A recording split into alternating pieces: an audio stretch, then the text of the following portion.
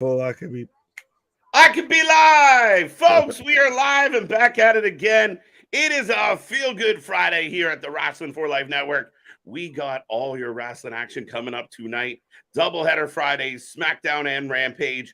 We're going to jump into the Bloodline. We're going to jump into all the stuff that's happening on Rampage. There's more coming. But we got so much wrestling to talk about. Rumors, stories, free agents, pay-per-views. Me and you got to talk a little bit of Jericho maybe, but we got a lot to get into, folks. It's gonna be a fun one. Make sure you grab your snacks, grab your feel good, put a smile on your face, strap in and strap on. That might help. And we're gonna have a good night tonight. SmackDown, Rampage, Wrestling for Life. Let's go.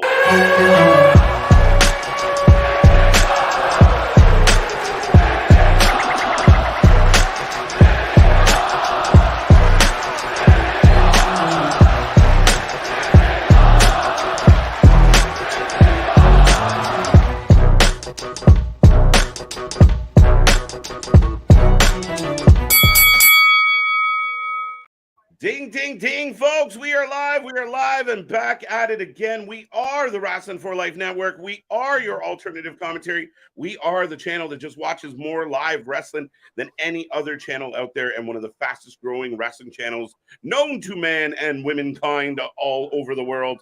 We are looking forward to a Feel Good Friday, SmackDown, Rampage.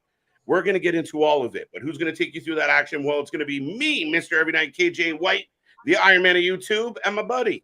Ladies and gentlemen, boys and girls, children of all ages, the Wrestling for Life Valley brings to you its YouTube tag stream champions of the world, the Every Night Delight, KJ White. I am Big Nick, and let me talk to you. Yes, we got Friday Night SmackDown tonight. We've got Roman Reigns and Jey Uso colliding, setting up Tribal Court as we're on the penultimate Friday Night SmackDown, and we've also got Santos Escobar versus Rey Mysterio to see who's going to face Austin Theory for the U.S. title. What? And we still might see LA Knight as, I guess, because it's a super chat, we got to address it right out of the gate. But shout out Richard of LA Knight versus Rick Boogs at WWE SummerSlam confirmed. I don't think so quite yet. Well, the most that I've seen as we are on the road to SummerSlam is that LA Knight's going to have a segment involved, and it could lead to a match. Now, questioning minds wonder if this could be leading to the whole thing of Austin.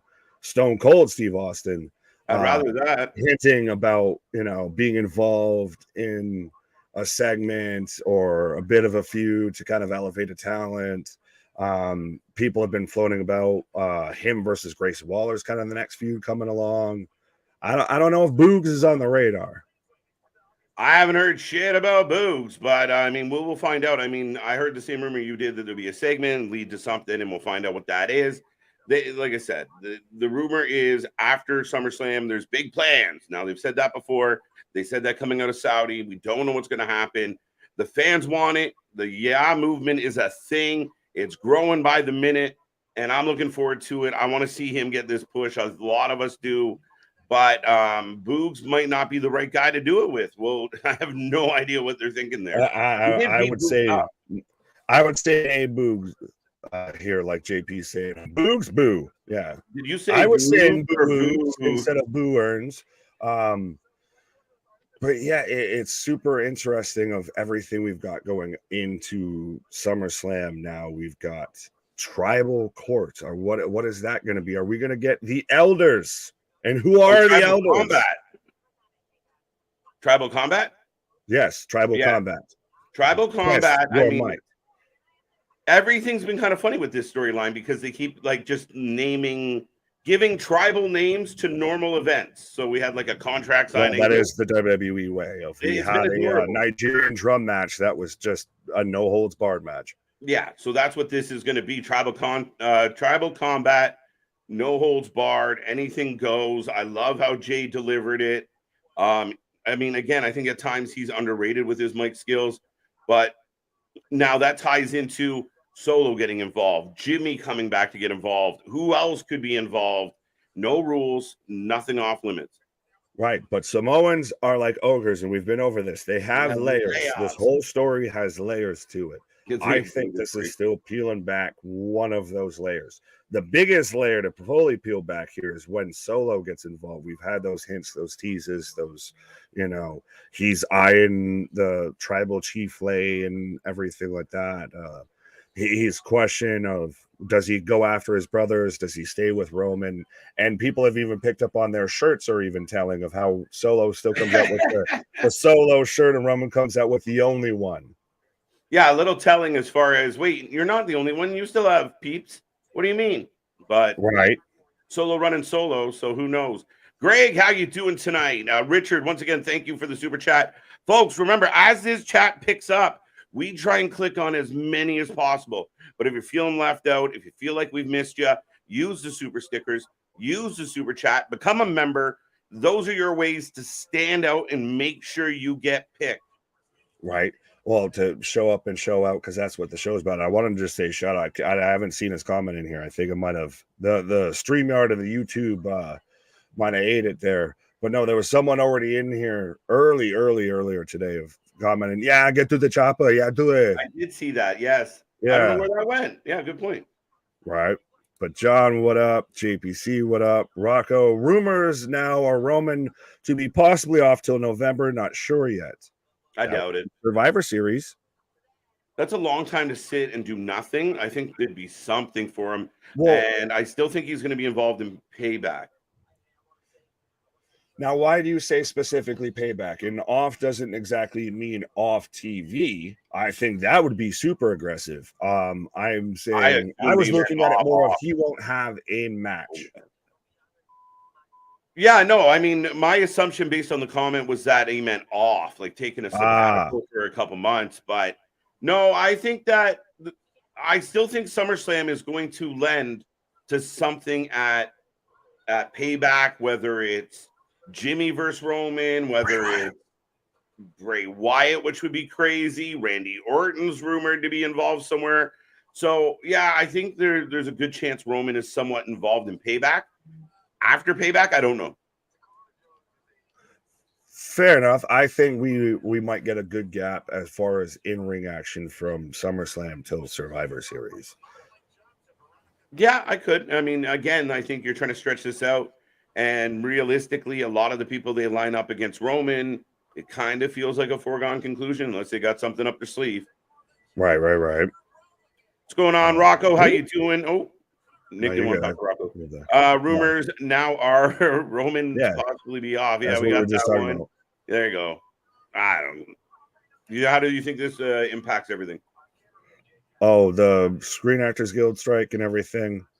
I mean, it certainly doesn't hurt. There's very much a yearning for live entertainment. And I think even before this, you could honestly say we were back in a wrestling boom. As much as wrestling fans want to go at each other like we're warring tribes, this is probably one of the most popular times that pro wrestling's been at since the Attitude Era, all of that. We're seeing record gates across the board through both companies. We're seeing record merch sales across the board through both companies. We're having, wrestlers compete amongst their own shirts and everything. I really think that this is, the Screen Actors Guild thing is going to help when it comes to Dwayne or John or anything like that. But I think just overall, we're in a good time to be a pro wrestling fan. Yeah, I mean, it's been good. I mean, we've been kind of spoiled, and I know some of the fans out there just hate watching wrestling, which doesn't make sense. But at the end of the day, I mean, we're getting solid wrestling. We're even seeing things like NXT come up and a lot of growth from a fan base. I think people are turning in. Again, with the writer's strike, it means you're looking for something to fill those entertainment minutes. Live sports is one of those things that don't go away. It's a good touch. I think Boogs needs to be the next student of Chad Gable. Interesting.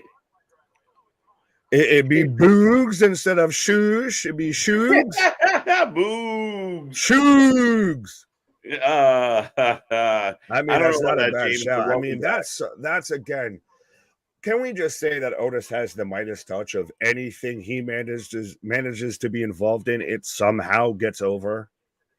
I give the man credit. It is comedy, but it gets over it. Yeah, I mean, and there is room in wrestling for comedy acts. Like sometimes people can be critical because not like they almost critique like every act has to be a main event act, and it's like no, there's a place and a spot along and up and down the card. There always has been. Yeah, it's the way you present, you know, the whole 4-course meal and everything like that is really the best way to go about it. Absolutely. I mean, and Otis, to his credit, like you said, I didn't have a whole lot of good things to say about him, but it eventually got over. Maxine got over it. He was with Mandy. He won the Money in the Bank thing was a shit show, but he's still. I was going to say, we've had all this UFO talk in the U.S. Senate and everything. I don't know if you guys up there in Canada have caught it. You might have already been there. You might already be aliens by this point here and everything. But he, you know, Otis has managed to get that, you know, alien pretending to be a humanoid, Maxine Dupuis, over, you know, as a professional wrestler. So good on Otis there. He's fighting the good fight. Right. How's it going, John? Hope you're doing well. Good to see you. Good to see a new name in the chat. Thank you for joining us. Hi, what do you... Yeah, try and pronounce it. Nope. Stefan. How you doing, Stefan? Sylvia. What do you guys... I took a crack at it. It was a nice let me know if I'm right or wrong. Crickety crack. What do you think? What do you guys think will happen with LA Knight? We kind of touched on this one briefly. And again, it's really up in the air because he's not really tied to anything. It's almost starting from scratch, even though the ball's already rolling. So WWE, jump on. Jump on it. Jump on it. I knew you were gonna. But well, it's interesting because I, for the longest time, have thought that they were going to go the U.S. title theory or U.S. title with him. And beat theory to where he would have had a mid-card title reign, everything like that. He's still upper level, but he's not challenging Roman. It gives him an easy out to not go at Roman. That's what I now thought. If they're going to do either Rey or Escobar, which spoiler alert, I think it's going to be Escobar because they want a Latin champion. I think that's the handoff. That's a handoff. Right, but so you can't then have Escobar versus LA Knight, which is babyface versus babyface. So do we do Waller versus LA Knight? And that's LA Knight, you know, goes over Grayson Waller, and that's his buildup. Hachu. Your body couldn't even take it. I need to say God bless you so you could come back and finish the whole point that I was talking about there and everything. I don't know. I feel like that would be Waller versus LA Knight is interesting because to me, it's if you try and build both guys up at the same time, you manage to end up building neither. I'm apparently allergic to the bullshit. There we go.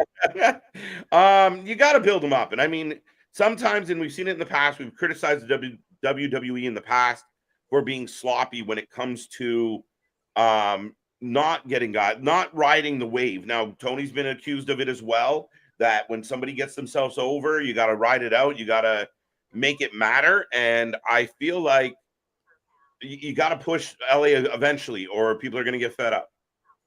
Well, that's the biggest question is where and when do you reach the tipping point to where you don't get behind LA Knight and people give up on it? Like you almost ran into that with, as I'm fucking with my light, sorry, with Bryan Danielson, Daniel Bryan, of it almost reached that point of, all right, they're just really not going to fucking go with him. So why try? We've seen it with Rusev Day. Rusev Day's Zack Ryder, Matt Cardona, who's allegedly coming back. That was an interesting one. We can debate that a lot, but I've said from day one he will eventually end up there. He's just Matt Cardona. All I need to know is, does he come back as Zack Ryder or does he come back as Matt Cardona? I think I'll know instantly where you stand. I think he's going to try and do what Cody Rhodes did and sell the brand, the Cardona brand. So he comes back as Matt Cardona trademark, not Matt Cardona the person. You know what I mean? Very much. I get what you're saying. I think at least at the end of the day, he comes back as Matt Cardona, and at this point, that's where he's made it. And they'll still throw it as, you know, he used to be Zack Ryder. Yeah, I think they might mention that more than they do Cody being Stardust before. Mhm. but we'll see. Yeah, I could But I definitely think he has hear to come back him. as Matt Cardona. So. Yeah, like, oh, this gentleman used to wrestle here under the name Zach. Zack Ryder, he's back. Da da da da da. I could see it working. The thing is, We'll just act like Matt Cardona is a former internet champion and everything. Just yep. act like Zack Ryder didn't fully exist. Like it always was Matt Mhm. Cardona as Zack Yeah, and I Ryder. think with Zach, I mean, you already have Matt Cardona. You already have the formula in hand. You drop him in the middle of something super babyface and let him be the heel he can be, and try and turn on some of that GCW heat. You're laughing with this man. Let him be Cody Rhodes' best friend, and Ah, then turn it would and work, build it and let it cook. right? Let Cardona cook. Why? Keyshawn, welcome back. Did you happen to catch Okada and versus Ospreay? I did not. I caught some clips. I haven't caught the match. I heard the result before I even knew the match had happened because I saw Ospreay's reaction to it on Twitter and everything. Yes. But I have not, unfortunately, been able to catch the match yet. I made a valid attempt and caught most of Eddie versus Ishii though. Yes. Oh my God. They went hard. Eddie. Oh yeah. Well, and even Alvarez was saying this gets all the stars. There you go. Without any flips and tricks. Who would have thunk it? Rocco, KJ, I saw your short yesterday, I believe, and I was shocked and agreed. I hope it doesn't happen between Jericho and Ospreay.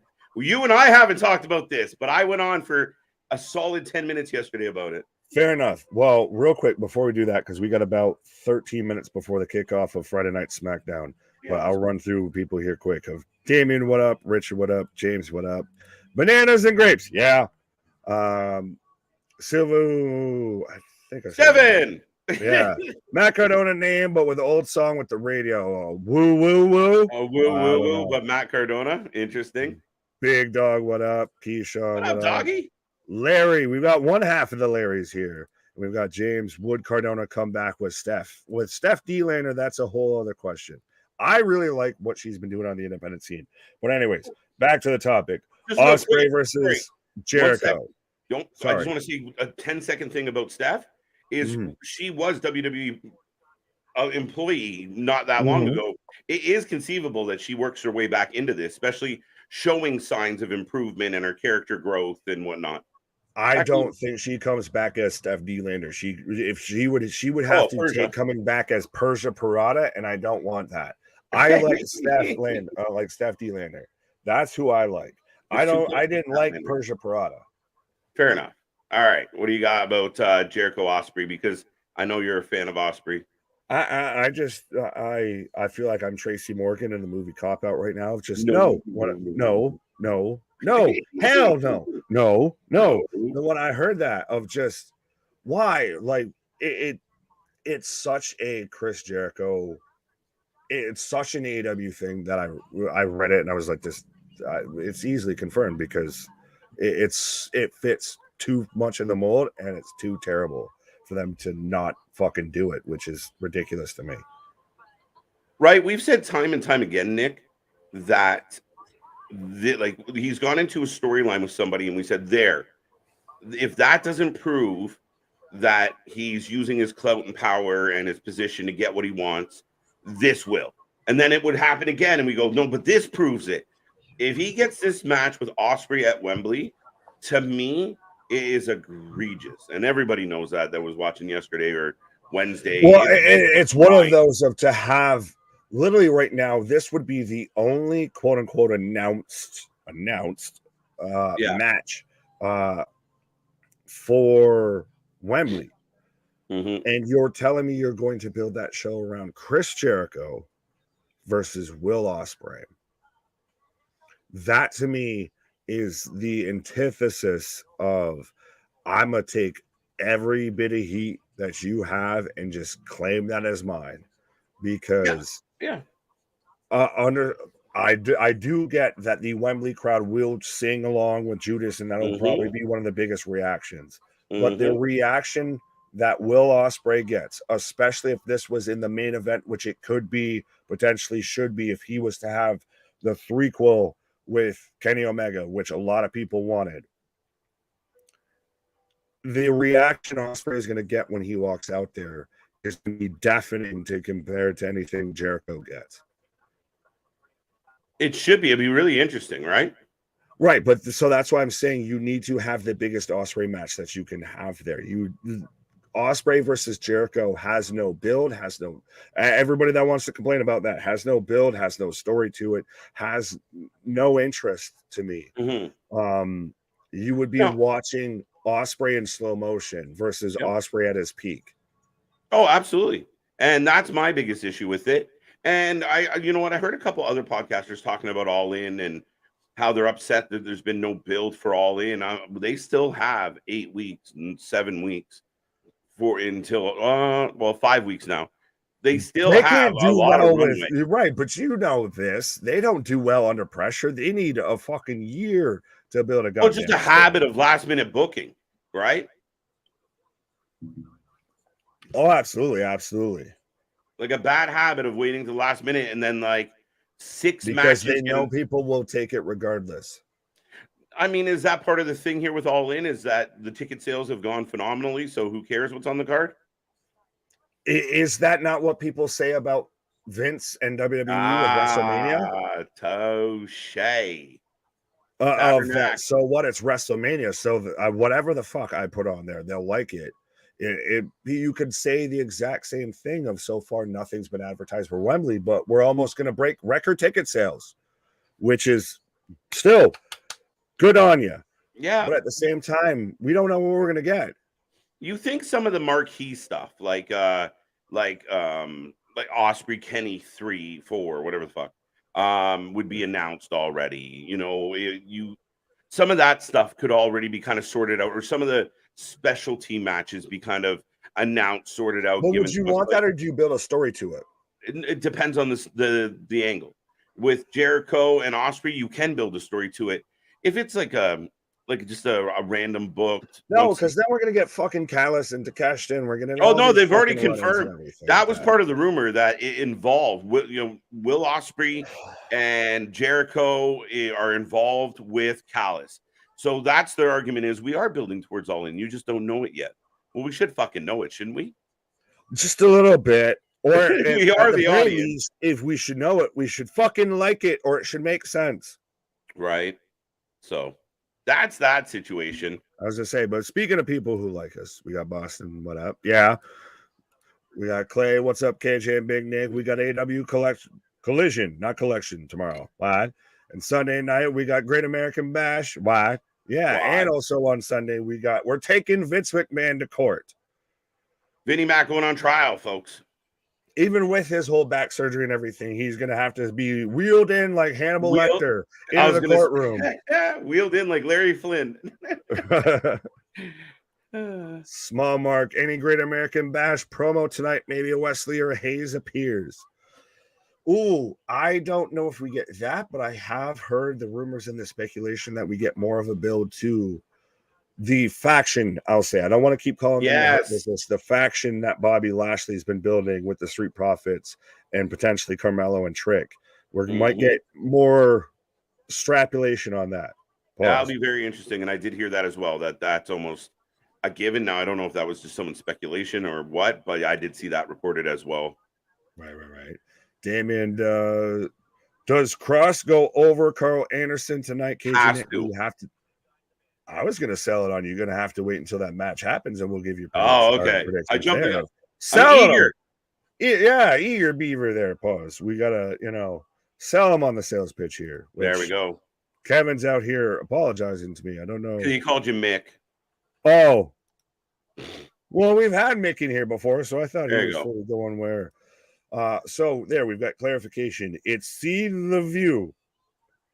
That's not any easier. Sealview. We're honestly trying to be nice. Like Stefan. I'm gonna call you Stefan. Double S. You need a nickname like how I have big Double S. He has every night. All right. Chris, what up? No contest. Thomas, what up? We got Steve G. Heyo. What? Yeah. You broke me. What's up, KJ and Nick? We got AEW. We read that one. That's beautiful. Wrestling Court's going to be fun this weekend as well. Sorry, go. where was that one? Oh, yeah, he was just agreeing that. Yes. I guess he's good with one of them that we said. All right. Double S.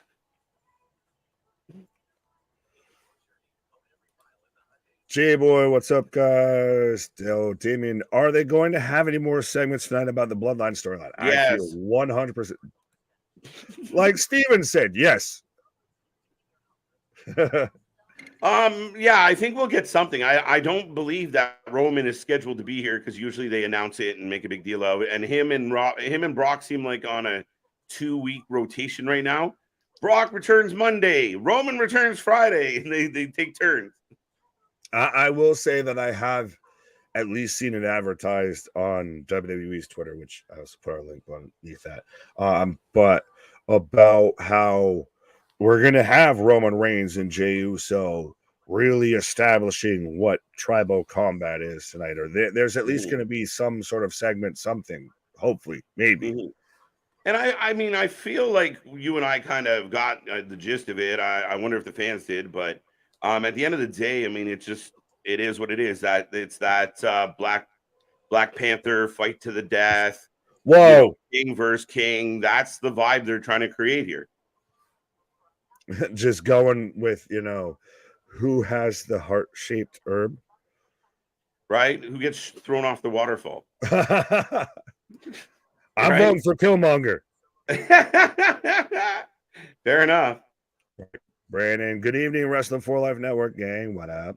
Keisha, on any hot takes for tonight? Well, we're about 3 minutes away, so I guess we can see if we have any hot takes. Hot take for tonight.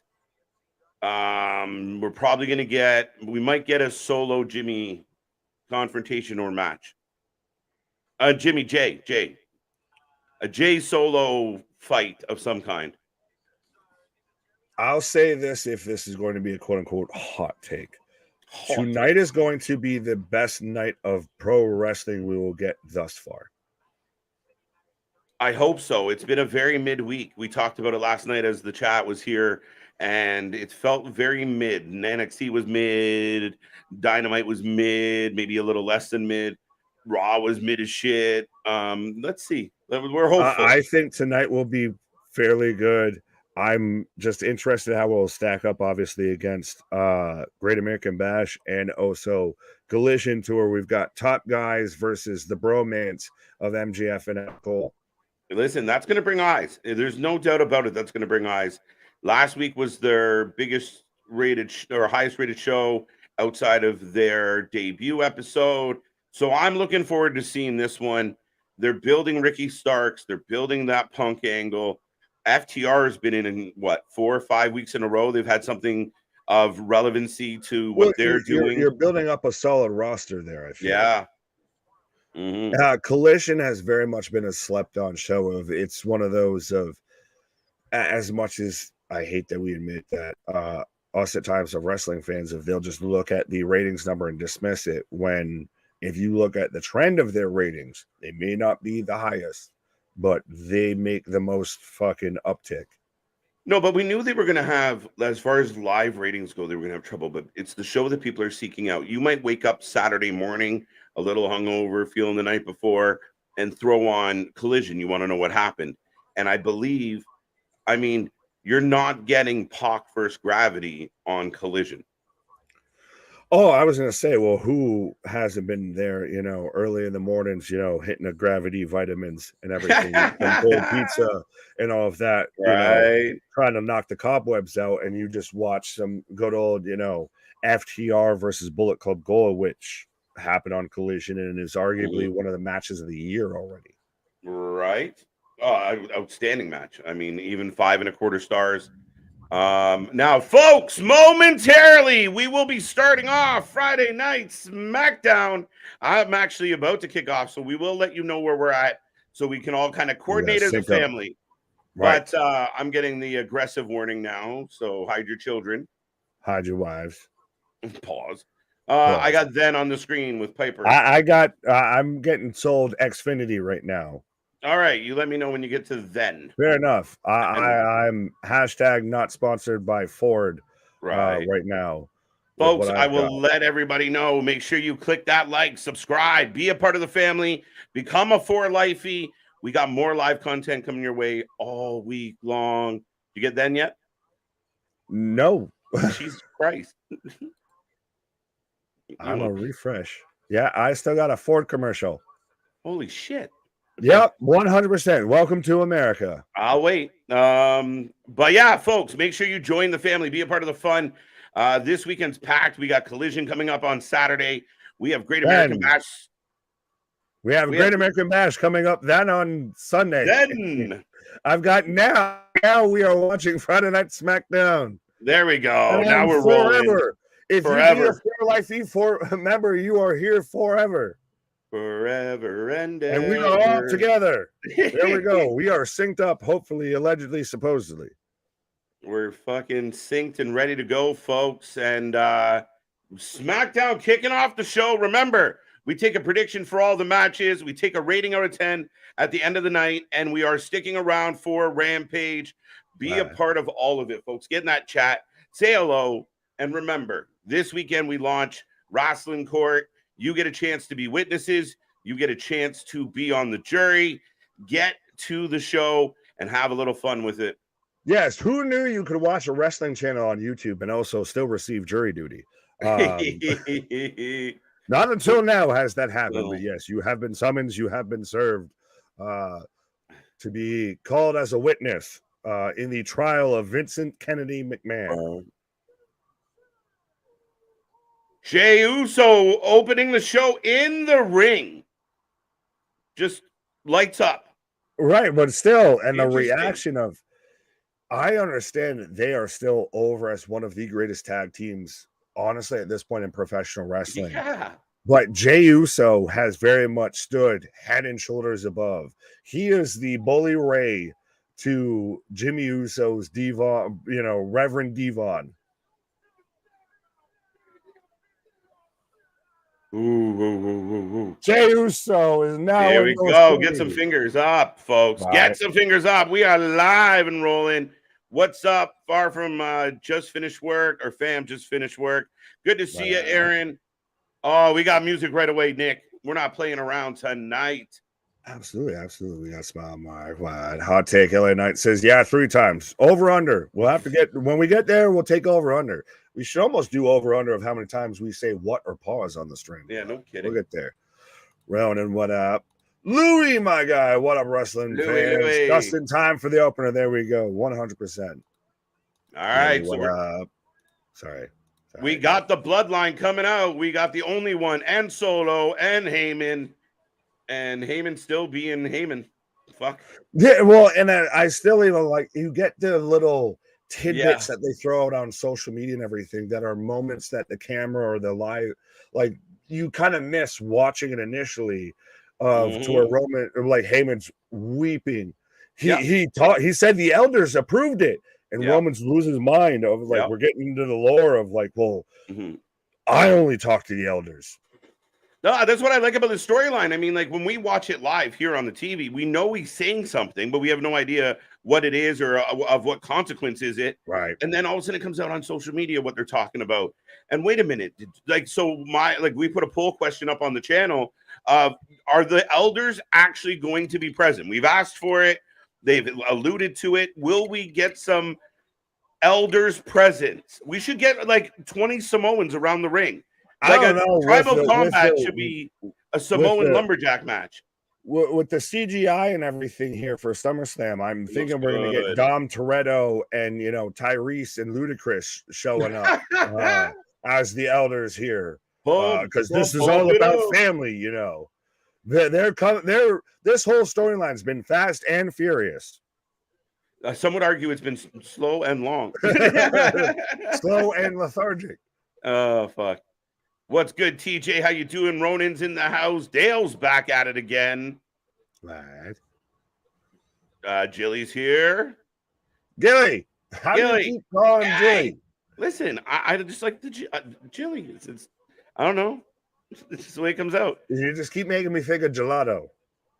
That's a you issue for sure. 100. Hey, that's the vitamins issue. Get out of That's here. what that is.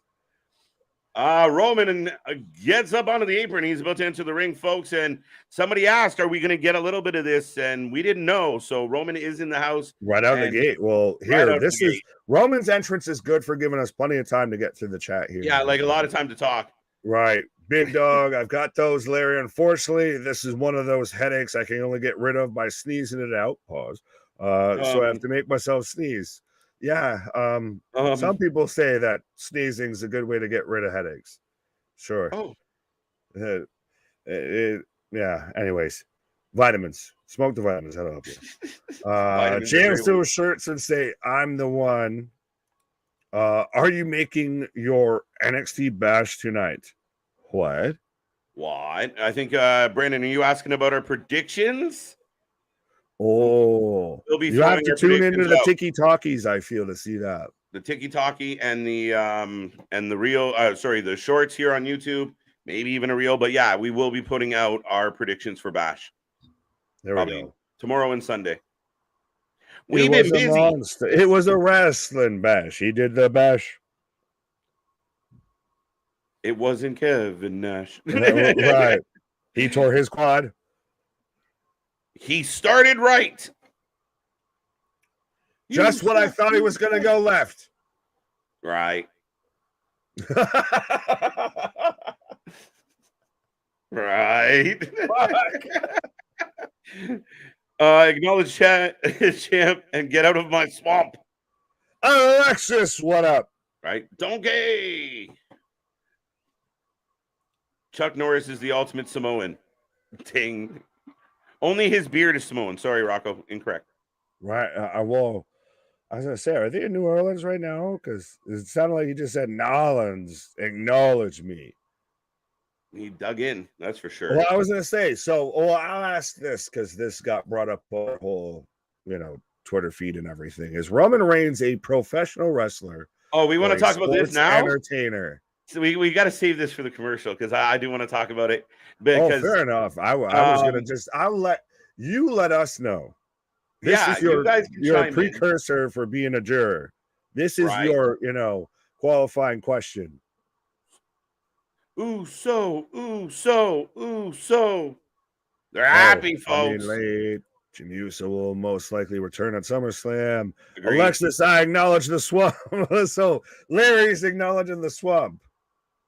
You have to acknowledge the swamp. This left feels right, White. Oh, boss down here asking JV who his NFL team is, White. There you go. Let's go, Buffalo. The tribal chief opens up his show. JV, what? That is a strange font on Solo's shirt. I know I've seen the font somewhere.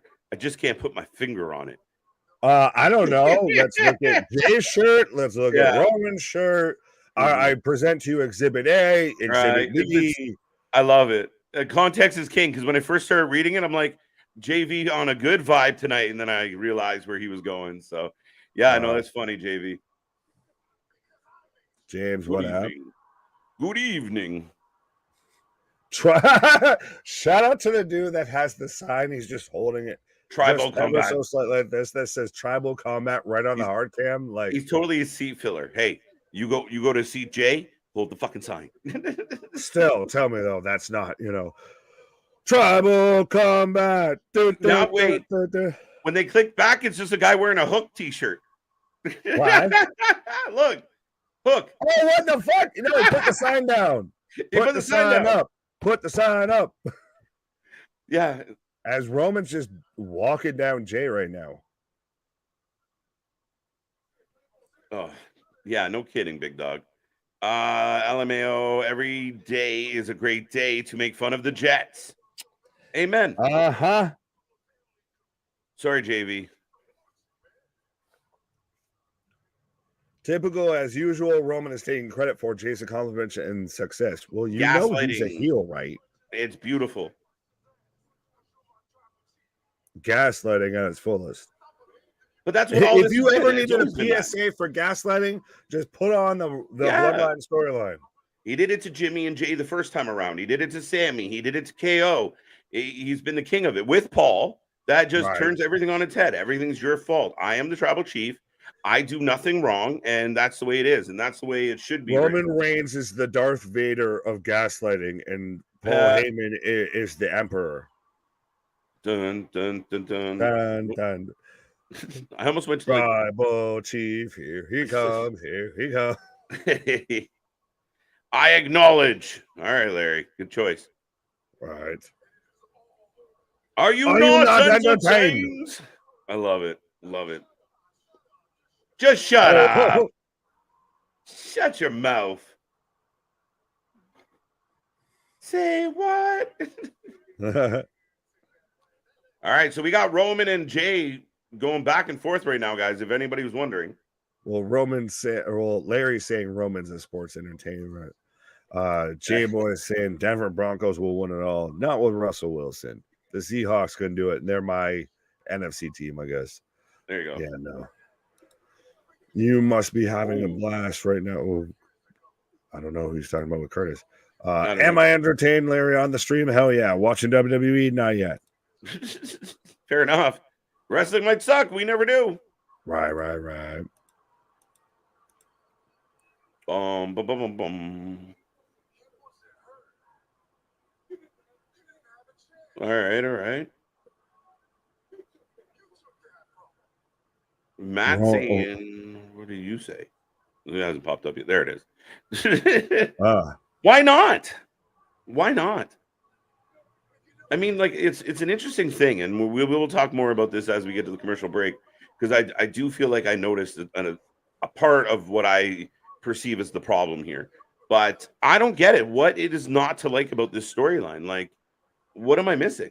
But again, is it one of those of that?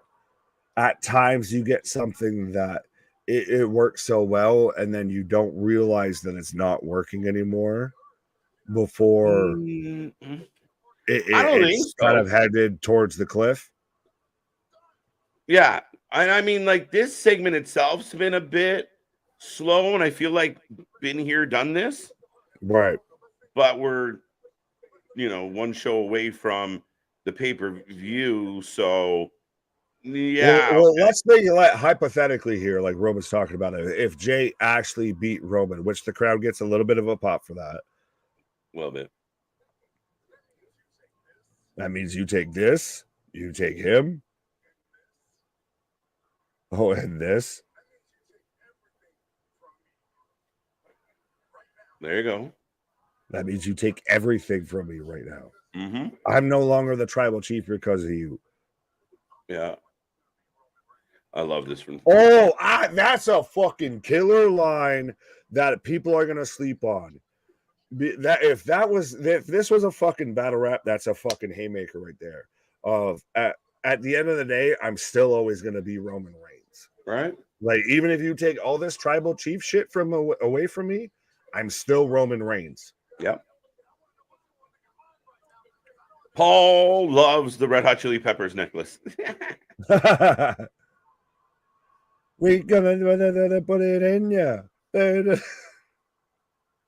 old saying is end it before the crowd ends it, but I don't see a need to end this. I think from what I've gathered out, through everywhere I've seen, everyone seems pretty excited about Jay versus Roman at SummerSlam. So I don't get the.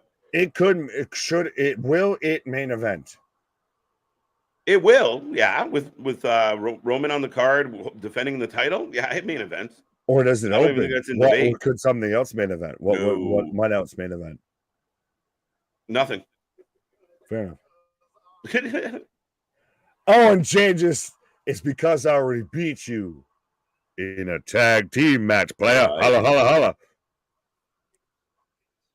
I pinned you. I'm the only one to do it. Mm-hmm. In 3 years. I appreciate this story, man. I appreciate what we're witnessing. I think a couple of people said this a little snoozy or a little slow, but again, they're trying to tell the story. Oh, he's trying to fucking. Yeah. He was trying to, I knew it was you, Fredo, all along, as he grabs him behind the neck. And at SummerSlam, I'm gonna beat you again, and Mhm. struts out of here. Oh, And what I like about this, Nick, is Jay is showing no fear. None. He's looking Roman right in the face, like you said, grabs the back of his head, looks him right in the eyes, and tells him, I'm gonna pin you again. I mean, for me, yeah, not every segment's gonna be everyone through tables and solo spiking people. As far as continuing to build this story 1 week out, worked for me. I'm good with it. Not the most exciting start to the show, though. But all well, right. absolutely. Like you said, it was a little drawn out because you're starting it off with a promo segment, but at the same time, like you said, Jay shows no fear. As much as we all know Roman's going to smash him, stack him, and pin him 1, 2, 3. Right. The fact that Jay's walking into this either with blind faith or blind confidence, Mm-hmm. it sells you on it 100%. Right. And that's the thing about this. The Bloodline storyline is the best thing in pro wrestling. So without the Bloodline storyline, let's take that off the table. What storytelling have we had a whole lot of? I mean, we got a little bit of Seth and Finn. We got some other little bits here going there, but this is the number one story in sports entertainment. Our Wednesday show is lacking in story at all. No, Saturday it's constantly BCC versus everybody. Yeah, pretty much. Yeah. To do the got that one. ACDC. Thunderstruck. What? Like what? I was about to go Back in Black. We're going somewhere with it. Right. So we're getting the replay from so I guess up next we're setting up Santos and Ray Ray and Santos might steal the show, says Keyshawn. They should. I'm confused though. After everything we've seen with the Bloodline, we are finally at the match everyone has been waiting for, but now it's stale. Why? Yeah, it's like you get to the end of the movie and you're like, "Fuck, I'm so over this." I mean, it's a 3-hour fucking movie. Well, I mean, but if you're into it, if you're enjoying the twists and turns, which everybody's getting what they wanted. They wanted Jay versus Roman. We're gonna get that. We got to get there, guys. So are you of the mind that this story should it's too long? No. I'm just as we're about to see on Sunday and everything. We're having to play lawyers and attorneys and everything like that. 100%. If I will defend any case I need to, Your Honor, I still think that this is the best thing in pro wrestling in quite some time. I just think that there's it's starting to get open for exposure of a la Marvel movies, all of that. It may have run its course. No, but I feel like, I mean, in every kind of part of this story, there's been times where, and maybe it's an impatient fan base that's not used to. There's always a lull, right? Like, well, I'm sick of Sammy. Well, why were you sick of Sammy? Then the payoff was huge. Well, we did also just have two huge moments back to back with Jimmy with the super kick and Jay with the if you out and I'm out too super kick. So we've had two huge moments, and now we've had this quiet. That's the fan base ends up wanting that climb, right? Okay, what's our huge moment next week? We've had 2 weeks in a row, no huge moment. I'm going to perceive it as the calm before the storm, and the payoff will be SummerSlam. Right. As I've got Ronald Mysterious coming out right now. So up next, we're getting the U.S. Championship Invitational Finals of LWO member Ronald Mysterious versus LWO member Santos Escobar. Right. Big Dog, this kind of ties into what we were going to talk about real quick. The Bloodline storyline may be getting old to some people. That's not the one I wanted. Where did it go? Doesn't matter. The whole Roman Reigns thing came up today. And one thing that was very apparent to me, Nick, is the impression that people can't let go of Roman Reigns 4 years ago. Like turning like everyone goes back to those moments. Oh, well, John Cena's shit on him. He was garbage. He can't cut a promo. He can't do this.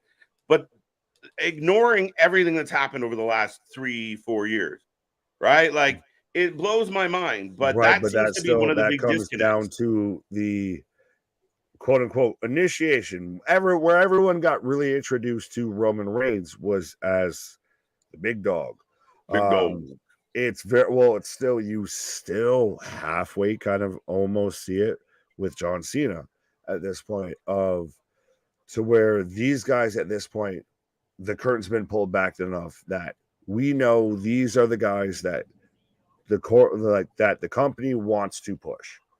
Yeah. So no matter what, and whether they are amazing, spectacular, or they fall flat on their face, it's terrible. Yeah. And I mean, again, it's not like the matches that we get as the payoffs have been terrible. I mean, we really enjoyed Elimination Chamber. I thought the tag match in Saudi was a fun match. Oh well, Good if you still dislike Roman at this point, like you said, of it's one of those of you're hung up on that point. That's what I was saying of that's where Roman really kind of stagnated into where you got that real visceral turn on him. Yeah. But at this point, if you don't like Roman, you just don't like WWE. Like, well, and beyond that though, this whole debate about pro wrestler versus sports entertainer, to me, it's a bit of fucking bullshit at the end of the day, because I mean, there's two sides to this. And we recently interviewed Jay Bougie, who just had a huge night on MLW. So if you haven't seen that interview yet, he didn't let it slip. He kept it under his hat. He didn't tell me. I was gonna say I was talking to the homie even before that. And he never let me know. Yeah, so fucking good on you. That to me, like, he had a very good point about his training, and it's there's two sides, right? It's pro wrestling. It's pro. You got to be a pro, and you got to wrestle. And I mean, again, was Hogan a sports entertainer or a wrestler? I don't know. He got the job done in the wrestling ring, had a bunch of titles. Ric Flair, different animal. Like, but at the end of the day, they were performing and they were delivering. Roman does both. So he is a professional wrestler at the end of the day. Yeah, he works for a company that calls it sports entertainment. But again, doing what he's doing, long-term storytelling into championships, into decent matches. If you let go of that old, Roman just, he can't even cut a promo. Roman can cut a fucking hell of a promo. Roman is no problem with the mic. And at the end of the day, again, like you said, if you can't even literally acknowledge what the man's been able to accomplish and how he's gone about the business, then there's no helping you. There's nothing we can do. To me, at the end of the day, what this is the definitive version of moving the goalpost. People want to still hold on to things that happened 4 or 5 years ago, like a character, like a performer can't develop or anything like that. Like Christ, even a fucking actor or anything like that. And I hate to make that comparison, but that someone couldn't develop and kind of really blossom and bloom and everything like that. They hold on to that, but they also don't want to hold on to the fact that the whole reason sports entertainment or sports entertainer is a thing is literally just because Vince McMahon's a cheapskate and didn't want to pay athletic commissions. So that's why he used the term for sports entertainer. Absolutely. Yeah. Now we got Jay in the back talking to Waller randomly. I'm afraid of the Bloodline storyline because WWE seems to put all its eggs in one basket. That is a huge criticism in two different topics, I think, JV. You're right. And everybody who says this is correct. Maybe not all their eggs in one basket, but the fucking bulk of them, with a couple other baskets seeing a little bit of love. But that all being said, it is kind of, you have all these writers, you have this big production team, you have all this creative, and you really seem to only be able to pull off 1, maybe 2.5 storylines at a time. It's embarrassing. Jay just level Waller. Jey Uso just would one of the 5 fingers said in the face, slap. That's the Jey Uso effect of he just slapped the taste out of Grayson Waller. Got Rey for the win. Yeah, folks, get your predictions in. Who are you taking between Rey Mysterio and Santos Escobar? I'm taking Santos. I'm taking Santos because I think he ends up winning over LA Knight, unfortunately. Right. Boom. Nick taking a pause for the cause and Santos, I believe he said. Santos for the win. JV, and let's be honest, WWE stick guys. They really don't want to push into a tag team division. That's where they stuffed Sammy. No, that's what they do with people when they need to keep them going on something. And you can't have everybody at the top. The problem I think that's happened with Sammy and KO right now is you haven't really transitioned to anything for us to dig into as a fan. Like, their storytelling's lack. They've kind of popped up against Judgment Day, popped up against Imperium. They're kind of popping up, and you're not really getting much going with it. Unfortunately, yeah, I don't think they tuck people away. Generally, they just either book them poorly or have them go under constantly if they have no intent on pushing them. But right now, Santos and Rey shaking hands, and Rey's basically saying, bring it. Don't hold back. Theory will come in to interfere, and it'll be a triple threat match next week on SmackDown. Bonkers. Welcome back. I hope not. Very interesting, but I hope not. Big dog eats pedigree. Woof. What am I afraid of? No one can name a good storyline on SmackDown other than the Bloodline. And if you break down Sammy, yeah, he got over. But look who is on main event card now. Jay. Yeah, but that I agree with a lot of this, actually, JV, where yeah, the storyline, there isn't much storyline on SmackDown outside of Roman and the Bloodline. Very true. A lot of times we feel like we get a lot of filler. Sorry, wait, we're panning up top. Oh, there's Theory sitting in the skybox, watching from above. So we'll see. We'll see. I hope you guys have your popcorn ready, like Theory. The part where you kind of lose me is Sammy couldn't stay in that situation forever. So him rotating out and Jay rotating in to tell a new story, that to me isn't the effect of where this goes. It had to go there. That was an organic shift that needed to take place. It's not them, kind of dropping the ball or going the wrong way with it, as far as I'm concerned. It's true, J-Boy. There you go. Why do I keep clicking on the same person? I'm broken. Well, what about being a pro entertainer? I like that better. Let's go with that. It's all bullshit names and titles that we want to stick on shit that don't really matter. He's a pro wrestler. He's a sports entertainer. They're all doing the same shit at the end of the day, guys. Right? Was it not Jericho who said, I'm a sports entertainer, not a pro wrestler? It's because it's just names. It's just shit we made up. Shit that didn't used to matter. Hulk Hogan could go back in the day. Yeah, well, yeah, some of his New Japan matches, I mean, it's underrated, right? People forget that. But he delivered.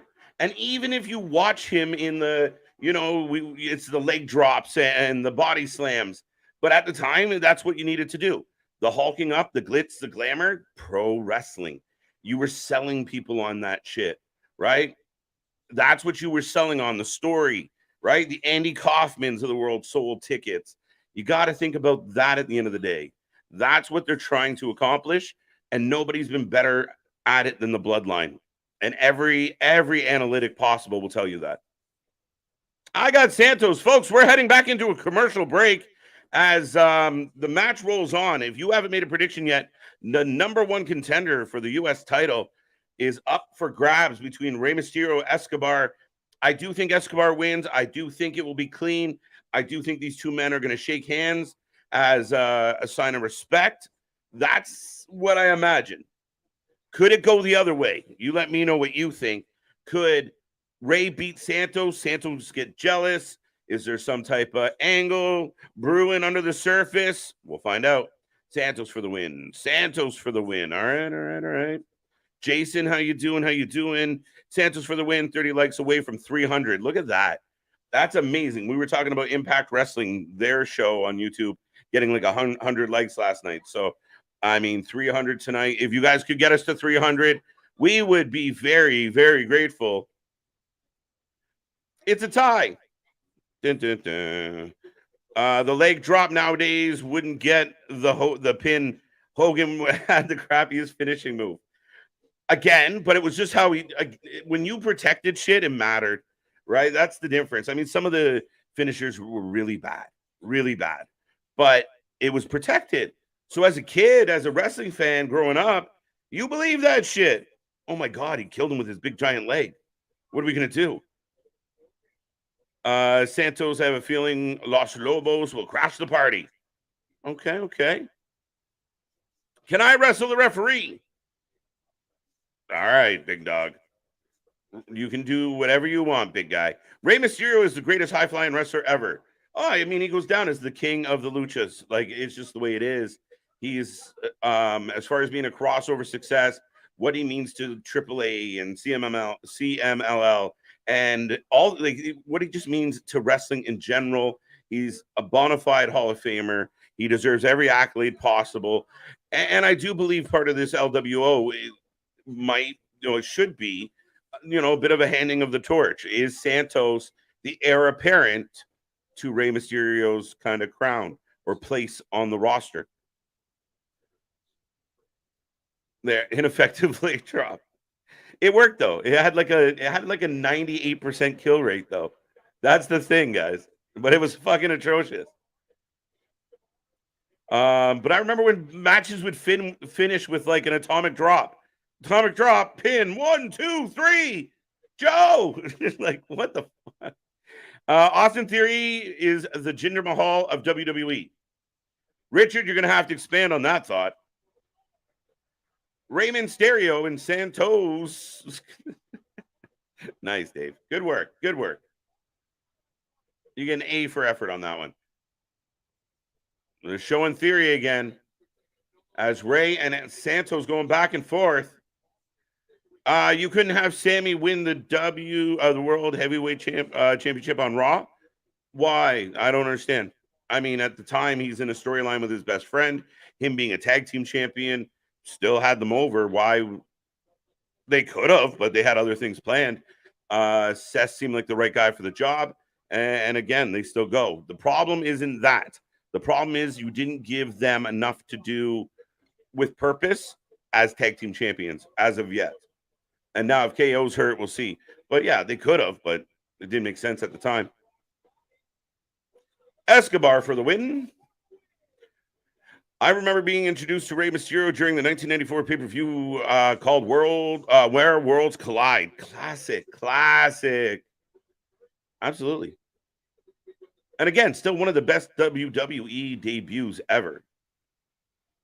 Wrestlers and entertainer, one thing Roman is for sure is undisputed champion. And again, like I said, every analytic supports him being the top guy. There's nobody in any company, no matter what they tell themselves, moving the money that he's moving. That is generating the buzz, the numbers, the viewership, the clicks.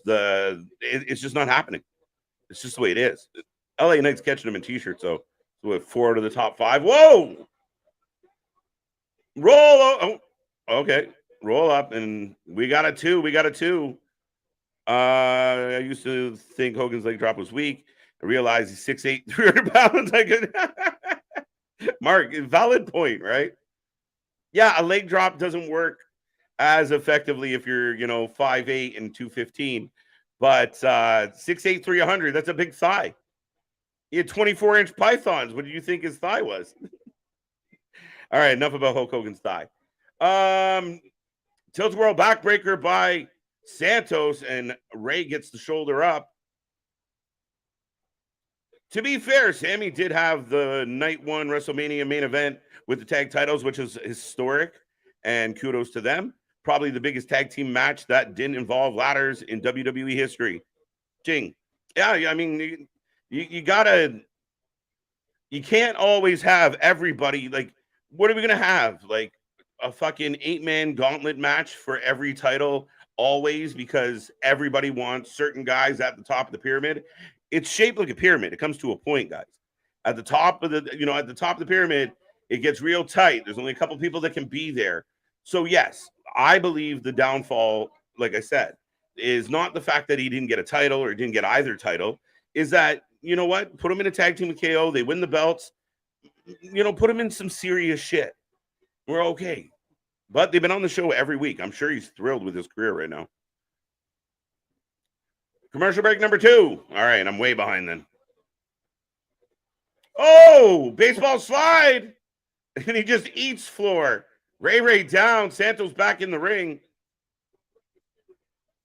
I can't stand Mysterio's mohawk mask. I wish he would just go back to the old look. He looks like a clown in that attire.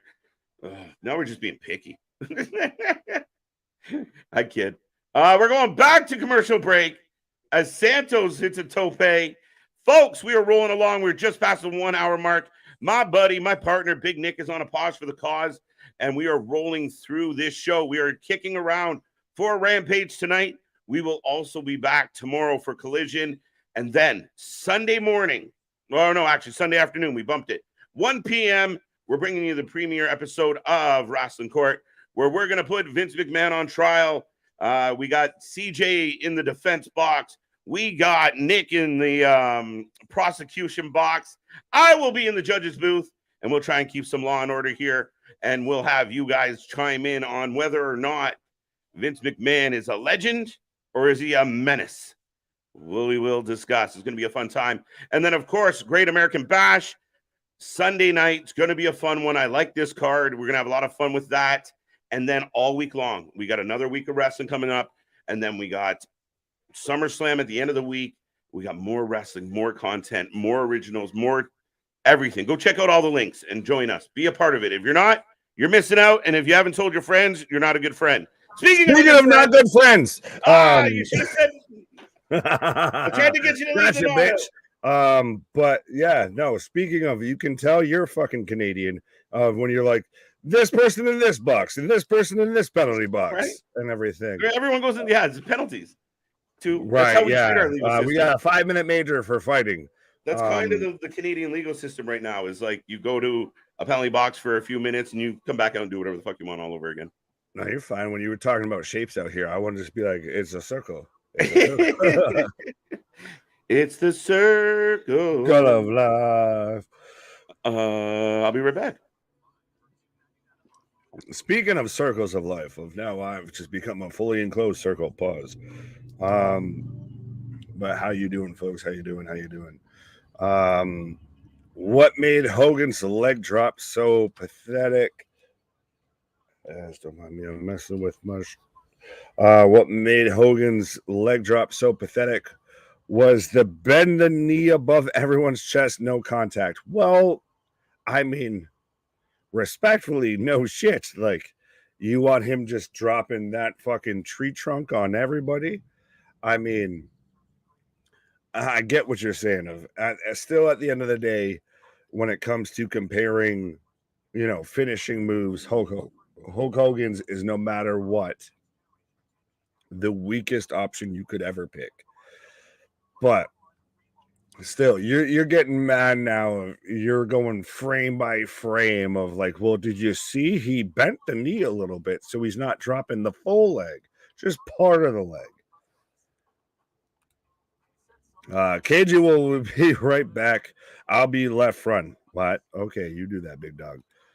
Curtis, let me know. We're in commercial break number 3. Well, if it hasn't ended from commercial break number 2, are we still in number 3?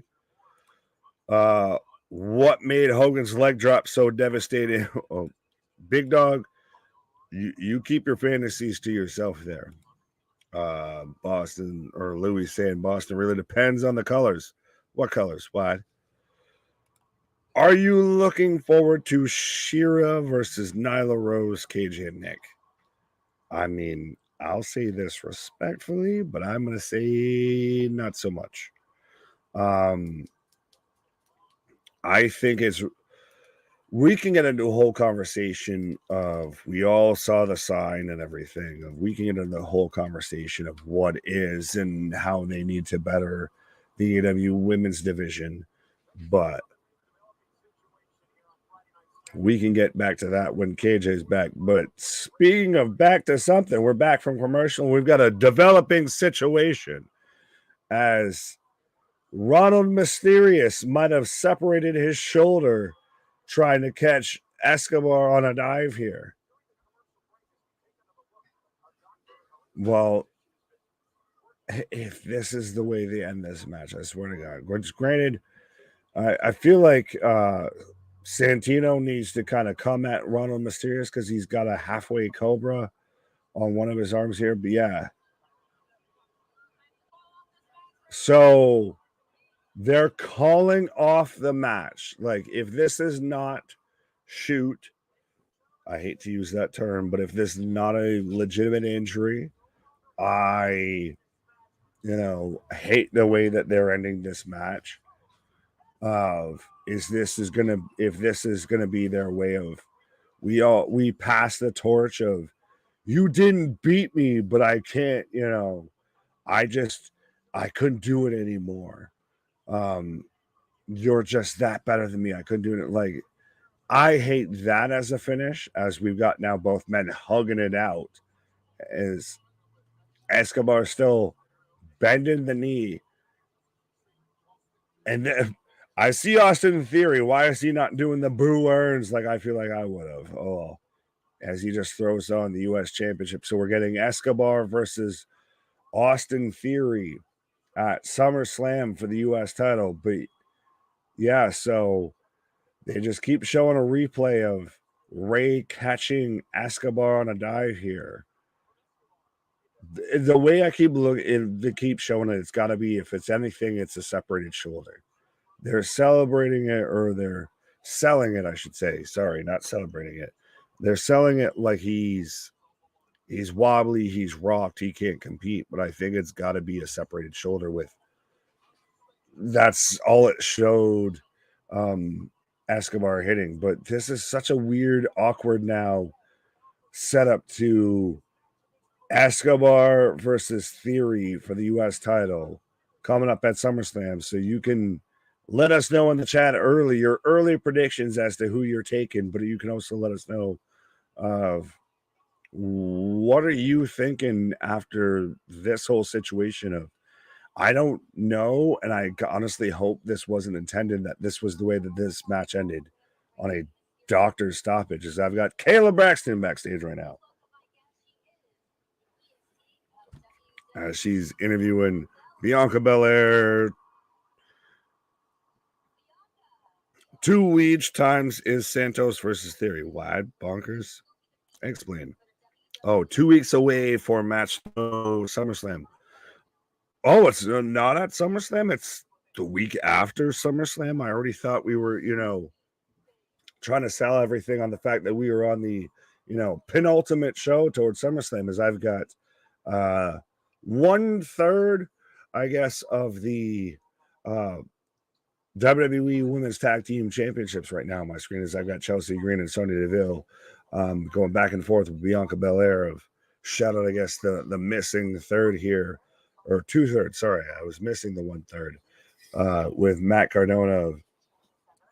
I still love of everyone just reacting of, it's a replica title that he's had. Can you believe he's out here? He's out here with this title. They called it off, Larry, saying that Rey couldn't continue. Right, which I think is, I don't know how I feel about that. I think that's, unless that is 100% legit, I think it's a terrible way to go.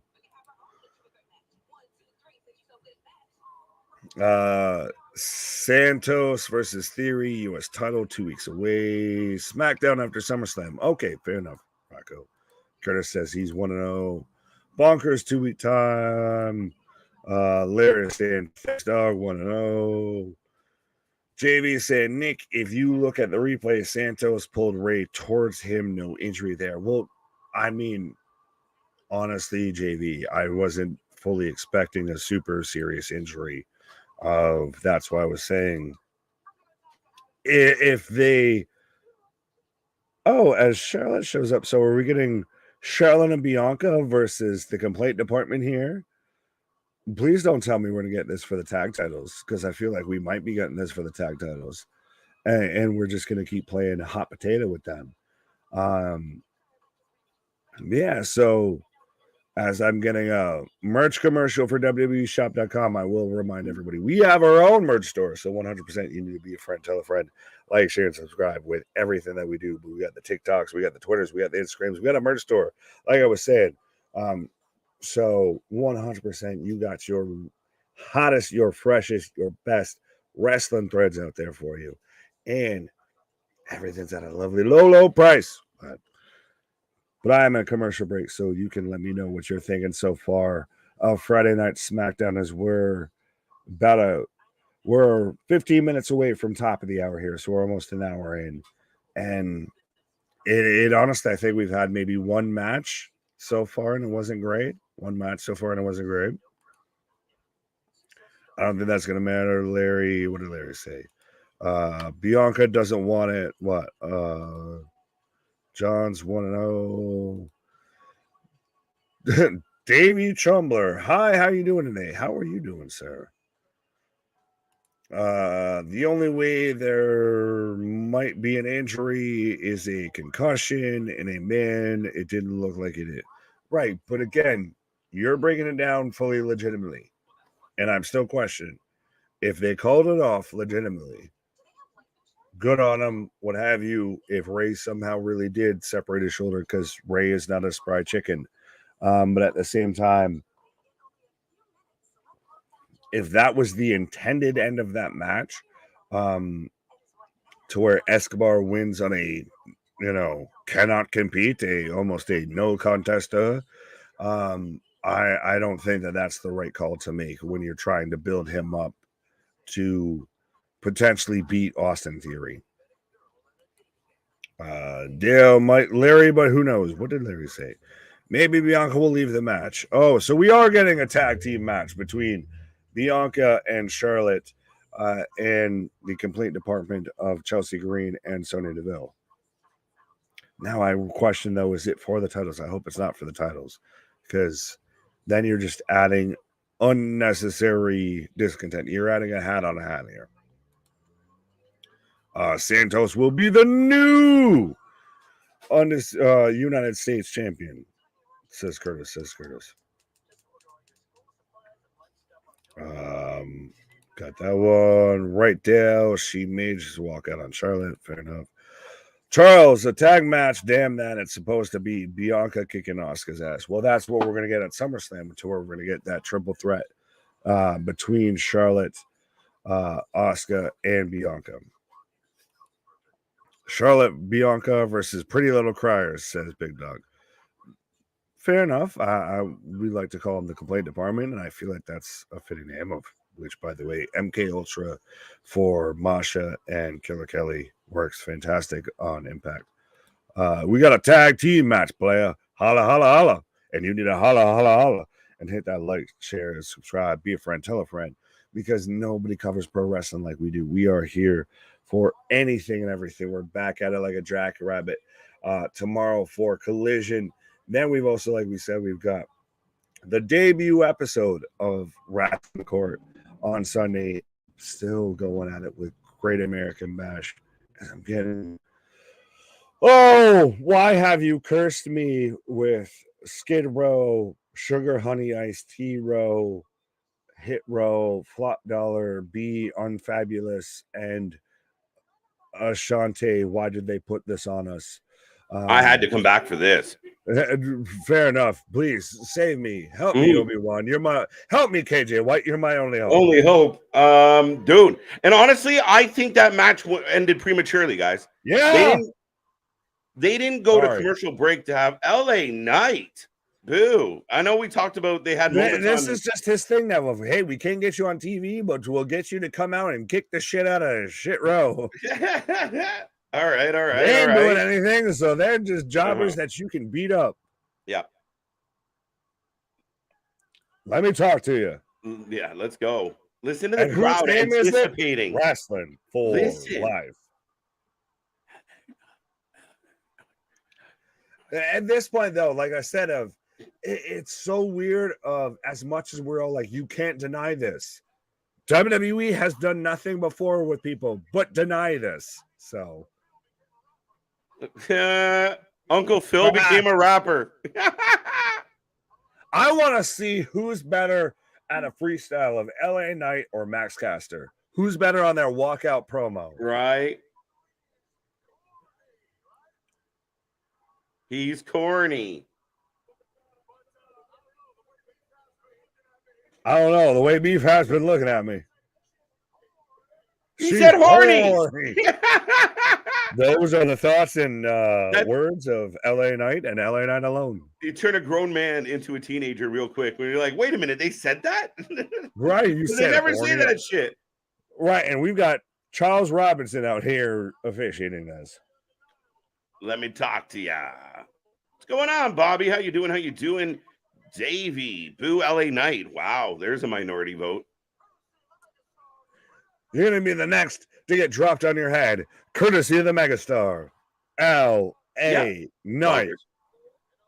Yeah. LA Knight for the win. Yes, absolutely. Yeah, 100% Right, of the so time. we're getting LA Knight versus Ashante. Why have they put this on us? All right. Let's see what we get. Quickly, I wasn't here. I was on break, and I heard a lot of talk about they would have not, if they were going to do the angle where Rey was, doing a shoot, and he wasn't actually hurt, they wouldn't have come out of the commercial break like that. To me, the move didn't go well. He went down wrong. He went down hard on his back, whether it's his neck, his head, his shoulder. I believe it was his shoulder, which somebody said separated shoulder. But yeah, I don't think it was a work at all, guys.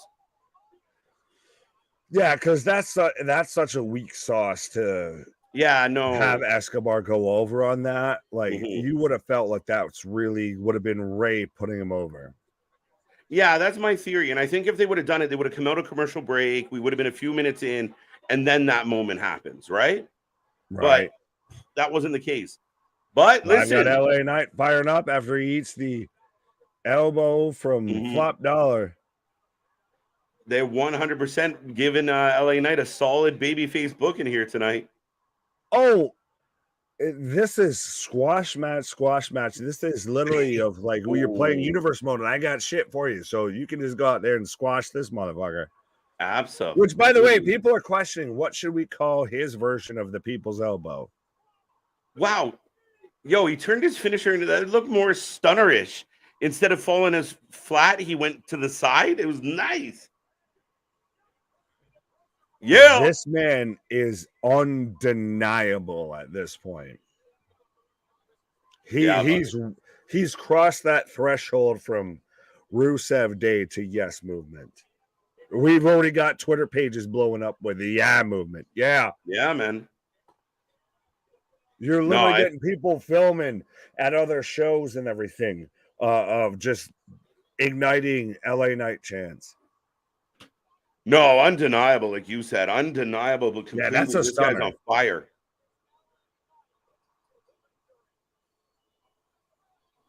Hey, Knight. And you know who covers the most wrestling? Wrasslin for Life. Let me talk to you. Big elbow. Oh, we're going to talk to you all right. This is Sasquatch. Jay looking at his phone. Uh-oh, Piercy. As he greets him, what up, P? What up, P? That's hilarious.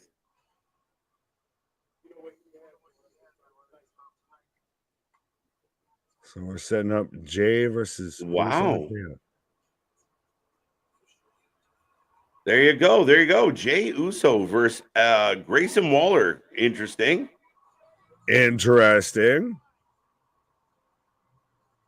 Really interesting. Honestly, who do you take in that?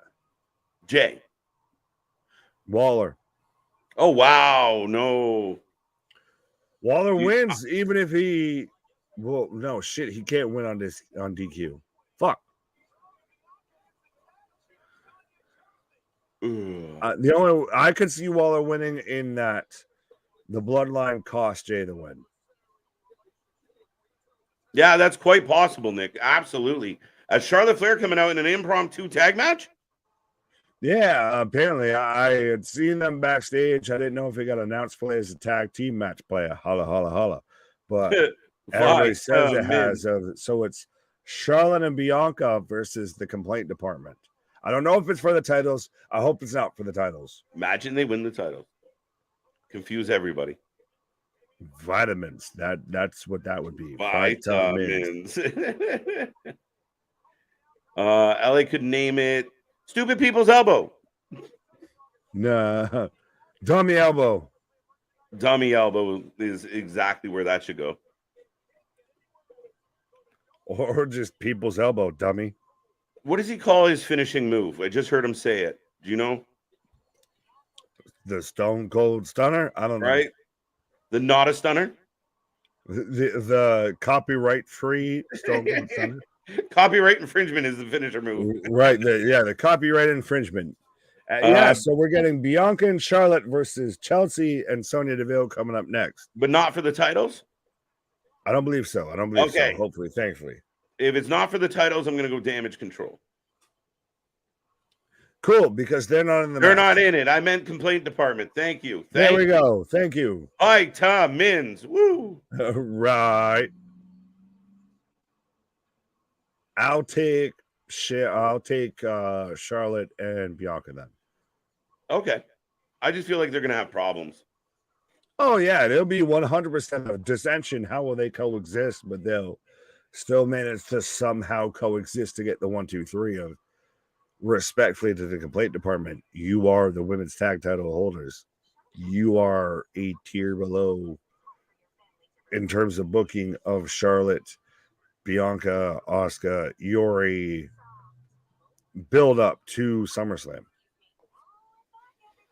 Yeah, I mean, maybe Asuka just gets in the way altogether. I have no idea, but I just feel like Asuka goes as destruction. Maybe. So I feel like complaint department can steal one here. Fair enough. Nightfall would be a good one. I remember that show. What? No, I was just starting to think of, fucking Snake Plissken and all of that. After what I just say, book it. How Uncle Howdy versus Uncle Phil. There you go. The uncle matchup. I would take Uncle Phil in that match. There you go. Lie.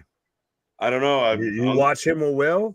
You watch him in Jazz and everything. Right. Uncle Phil's got a mean highlight reel. 100%. I feel like I would take Uncle Phil if he's hustling out here in Pool. Uncle Howdy can't even make an elbow drop to save his life. I'll take Uncle Phil. Right, one of the classic Phil lines. How about I put a dent in your head? Right in the middle of your forehead. Think about it. This man warmed up by tossing out DJ Jesse Jeff. That was his warm up, wake up routine. Right, Solo interferes. Okay, Jey Uso for the W. Early, but nice to see you, Dave. Thank you for being here. 2-0 for the Avengers. Asuka interrupt. I foresee. Yes, I kind of got that vibe. Fair enough. Well, no, I was just reading it. I see. I see voices in my head. They talk to me. When do we get him back? People are thinking maybe SummerSlam. Could we get it Royal Rumble number 30? Is that too? I mean, I guess we could. This point, there's nothing too far for him. Yeah, I mean, at this point, he could chill for a minute. I mean, the longer they wait, the bigger of a surprise, maybe. The less you expect him to show up, the better the return. Yeah, maybe. Non-title match. Thank you, Big Dog. The Stone Cold Bottom. That sounds like something else. Pause. You might have to pay a premium for that, and that's not, helping us out or anything. That's the Stone Cold special. And that's the bottom line because Stone Cold says so. Why? You telling me you a bottom? What? You a top? Why? What are you doing here? Why? What do you like? Why? Welcome to the channel. Why? Right. Oh, yeah. So we got New Orleans. So, again, where's A-Town, goddammit? Yeah, we want our parade. Right. I need a Wrasslin for Life parade. Oh, it's... Speaking of parading. What? I don't know. I tried. We got Bobby Lashley in the fucking VIPest of VIP lounges here with the Street Profits. He starts off by saying, I talked to Trick and Mello. They speak very, very highly of you guys. You should be treated like stars. We are the nation of domination. How you feeling about this fake penthouse in this dressing room? I mean, if Roman can pull it off, they can pull it off. You're talking about me, well, and look at even montage of Montez is going to be the right-hand man because he's even halfway gaslighting. This is Bloodline. He's halfway gaslighting. Oh, look. Dawkins, because Dawkins is all distracted. He's like, you talking about me? Especially you. All right. So We the got boys, custom suits, and there we go. Charlotte looking like Yes. Stepford Wives Rhea Ripley right now. Damien and a couple other people mentioned, I believe Chef mentioned it as well. Blunt force trauma is the finishing move. Interesting. I don't like it. Needs a new name. Yeah. We could do better, LA. Right. Let me talk to you. Yeah, right. With all the other like comments about him stealing gimmicks, we'll just call it the "you can't hear me." He's copying everybody. What are we gonna do? At this point, just yeah. I wonder when Big E will come back. I mean, there's it's still up in the air from what I understand, Davey. Have you heard anything? Yeah, it's one of those. I don't know about you, but I don't want to speculate too heavily on anything with that because that's such a serious injury. Of he's back when he's back. Yeah, and I mean, it's something I don't believe that they're going to rush. And we've seen Big E still being involved in WWE activities. So again, he's still he's still there, but I don't think they're going to rush this at all. He's a big guy. It was a very serious injury, very temperamental. So we hope he gets better. Speaking of temperamental, we got Small Mark saying Blunt Force Trauma is a tag team in NWA. Rodney Mack and NWA. That's true. You know, it's the Mac Militant. That's true. On both accounts. Right. Here comes the complaint department. The Yabow. What? The Yabow. That's not bad. It's got a ring to it. The Yabba Dabba Doo. What? The Yabba Dabba what? Right. How about the Yaboom? Yaboom. What are you, Kofi Kingston? What are you doing? Right. But I just like that we've got the complaint department coming out here right now. And also, by the way, matching gear.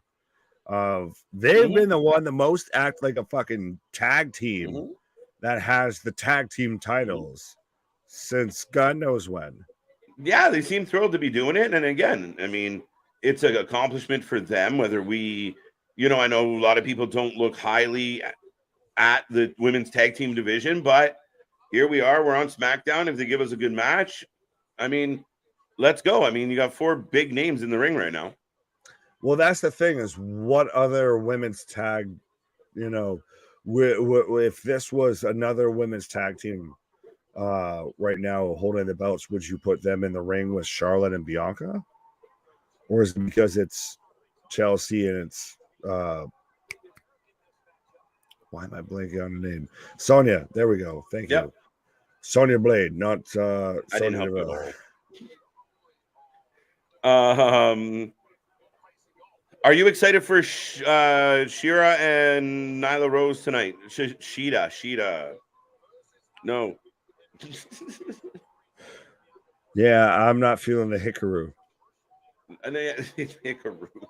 No, it's just, I don't know. I feel like we've seen it. We've been here. It's something that happened a long time ago. It's almost like I should have a sign that says book the women's division better. Yeah, maybe. So now we've got Charlotte going at Chelsea Green after we just had Bianca going at Chelsea Green. And I don't know how I feel about this because we've got literally just Charlotte of like showing up and just looking at Bianca of like, see, I'm whooping their ass better than you did. Like, well, yeah, I think that's what a lot of this might be is anything you can do, I can do better. So we'll see when Bianca gets in. You diminish what is already diminished. In what sense? The women's tag titles. You already don't give a fuck. So yeah, not one given. Them. So then why do I have them? Right. Well, no, you're not wrong about that. That's like, again, you could have put them in a match against 2 other people and avoided because they might get the win though. So that might be the saving grace. I don't know if they get the win, but to me, it's just you got to let them actually kind of shine. You got to. To me, it's the same thing if you do it anytime you have two, like we're going to see with Collision, is you have two male singles competitors versus guys who do it full-time tag team. Right. You got to show that cohesiveness, that unity, that I can, blindly tag here and he's going to know exactly what I'm aiming to do. Versus just these are two people thrown together. One of the better botches I've seen in a minute is Shayna accidentally smacked the referee in the face. She went to do a little pose to the crowd, and the ref got it a little too close, caught the back of the hand. Fair enough. Well, that's good because Shayna's not in this match. Oh, wow. Sonya Deville. There we go. Thank you. What up, Jake?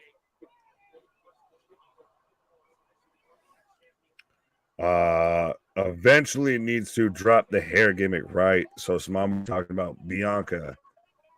She could. I liked when it was getting more unraveled and untangled, and she wasn't fully hop, skip, and a jump down to the ring to where she was more of, I'm gonna whoop your fucking ass. Yeah, absolutely. I mean, that's definitely where we thought it was heading. I would love to see her included in this potential Hurt Business. I really would. We'll see. We'll see which. Now, do you think that they're going to go Hurt Business with this? As I'll say, as we're in commercial break, but I've seen people say it's going to go. We are the nation of domination. Yeah, I don't think they're going to go that route in 2023. I mean, fuck it. I mean, they did bring back Lawo. I mean, 100%. We could get gang warfare. We got Samoans versus Mexicans versus Bobby Lashley and the Street Profits. Yeah. oh, fuck. That's dude. That's funny. I did that. That's 100% of little roundabout. Right, folks. We are in a commercial break. We're rolling through SmackDown tonight as we have Bianca and Charlotte taking on the complaint department. So far, so good. Not a bad show. Maybe not lighting my ass on fire in any stretch. Not tingling your berries. Maybe not, but it's rolling. It's kind of indicative of the wrestling week, but we got lots on the docket. I'm really curious how this Jay and Waller situation works out. We got a lot to figure out here, but halfway through, we'll see how it goes. Oh, yeah. Well, and it's interesting that that to me is the most intriguing thing is we're going to get Waller versus Jay. Like, that's so. How did we make that connection here? They just came across each other, and Waller was being a smart ass and got smacked for it, and here we are, match. He heard what did the five fingers say to the face? Right, pretty much. That's it. Damn. No, you got to do it right. You got to do the Ron Simmons. Damn.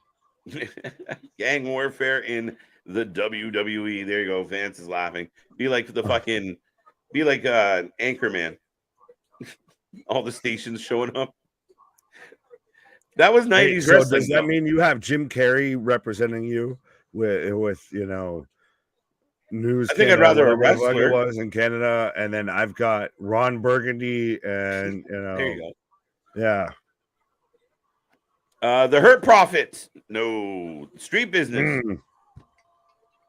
No, I don't like that either. Just call them the Hurt Business. The Street Business. What? Yeah, I just said that. I don't know. I don't know if I like it. Sounds racial. Maybe. I read somewhere that the new Hurt Business is about to cost Lesnar the match. Credibility 0 would be interesting, though. Maybe. I don't know. I think they want Cody to conquer the beast, not have Cody just get out of it alive. I was going to say, can Cody afford to eke out a win here, like to be gifted a win? Like, I think when it comes to this with Cody, he has to win it definitively. He's got to write the chapter. You can't have someone else write the chapter for him. He's got to overcome the demon, right? He's got to beat the final boss. You got to beat Smug. Right? You got to take down. Fun fact to anyone who knows the reference there. Oh, we're gonna keep going. Bloodline and LWO versus Hurt Business sounds like a great War Games match. Yes. And also, Victor, are you stupid? Are you high? That you thought I would say that? Yeah. Toodles. But Ronan, yeah. Bloodline. Oh, I don't think there's enough moving pieces, and I think enough that you could build there. What I would rather see. Oh, we almost could have had. Well, what we kind of had with the Bloodline versus just showing Big up the top of the crossbody. menagerie of people that just stand against the Bloodline.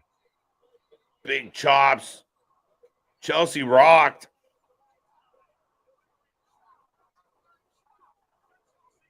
What that? Oh, she fully just bounced into, and that's a little obvious. Always slam. Charlotte Flair, she kips up.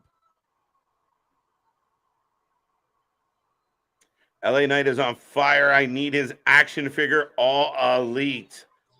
Wait, I'm so confused how that ended. Two. Yeah.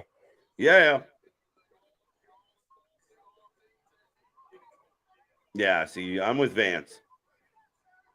No Brandy Road shows up or anything like that. No. Let's no not do that. that. No Glock Anderson. Oh, spear.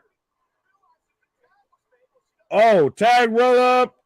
Two count as Charlotte gets a roll up on Sonya with a shitty fall away slam. That was awful. Oh. Sets up for the figure four into the turnbuckle blind tag. Here we go to Bianca. There we go. How you doing? Bob's your uncle. Shoulder barge. Drop kick. Kick him up.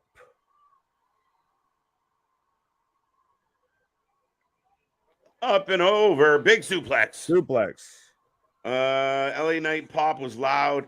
That BFAB line was classic. Unexpected for sure. Right. Is that not where Bianca should have hit just the KOD in 1, 2, 3 of see, I did it better than you.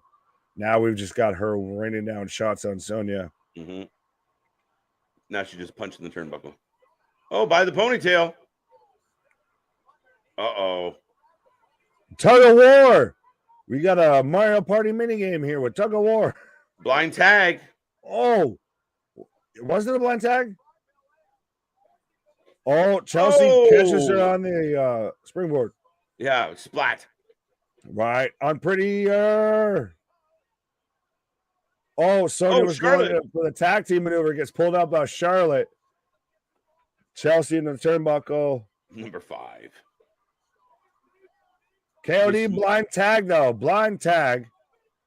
Big boot off the KOD. Here comes the arguing. Dissension between Charlotte and Bianca. Mark, I don't think this is accurate. Oh, deux, trois. And so Charlotte picks up the win with a ha. How do you like them apples? I double hate that because not only did it just end on weird tension between those two, no one hit their finisher to fucking end that match. Like literally it just took like I kicked her in the head and you didn't like that. So now we're arguing. And so she's still out enough that 1, 2, 3. Like that was just it came across like a fucking cat playing with a fucking mouse type shit. It was what it was. Yeah. Trying to build the animosity between Belair's back up on the apron, so we might not be done here yet, Nick. Well, I was gonna say is we're getting the call out there for the triple threat match. All right. Bailey laughing. Okay. Oh, and Io just walks in holding the briefcase.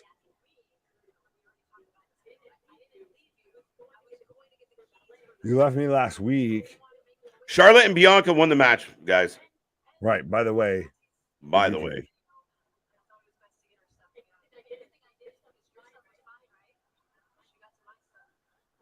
Yeah, Bonkers. I don't love it. Nick. Shotzi now. She's leaving little Bray Whitey notes of see you soon with hair clippings and cut out, letters like it's a hostage note. What is happening? Asuka just taunting with new champ towards EO. Okay.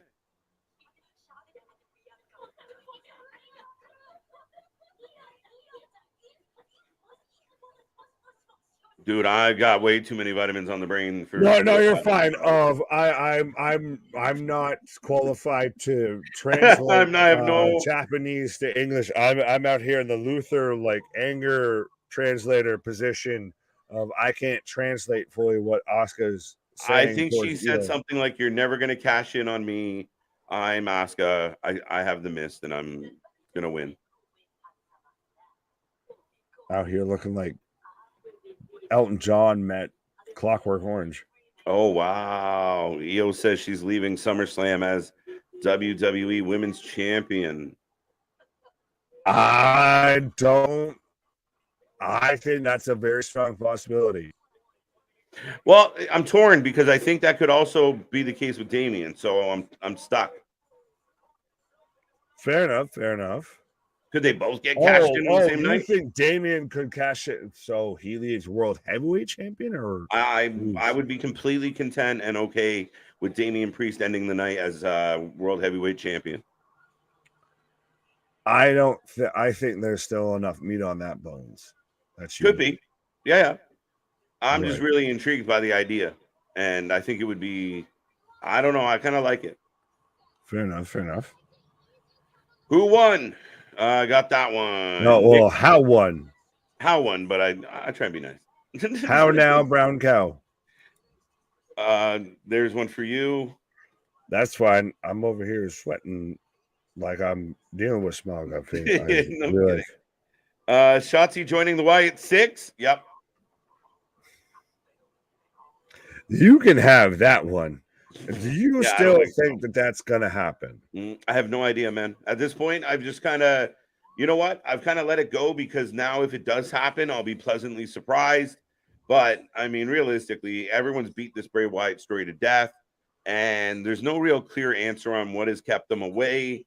And at the end of the day, I don't know. We'll wait and see. What has kept him away is Vincent Kennedy McMahon. Yeah, probably. Davey asks, when is SummerSlam? Next Saturday, August 5th. Next Saturday. I had to save it. I was going Sunday all the way.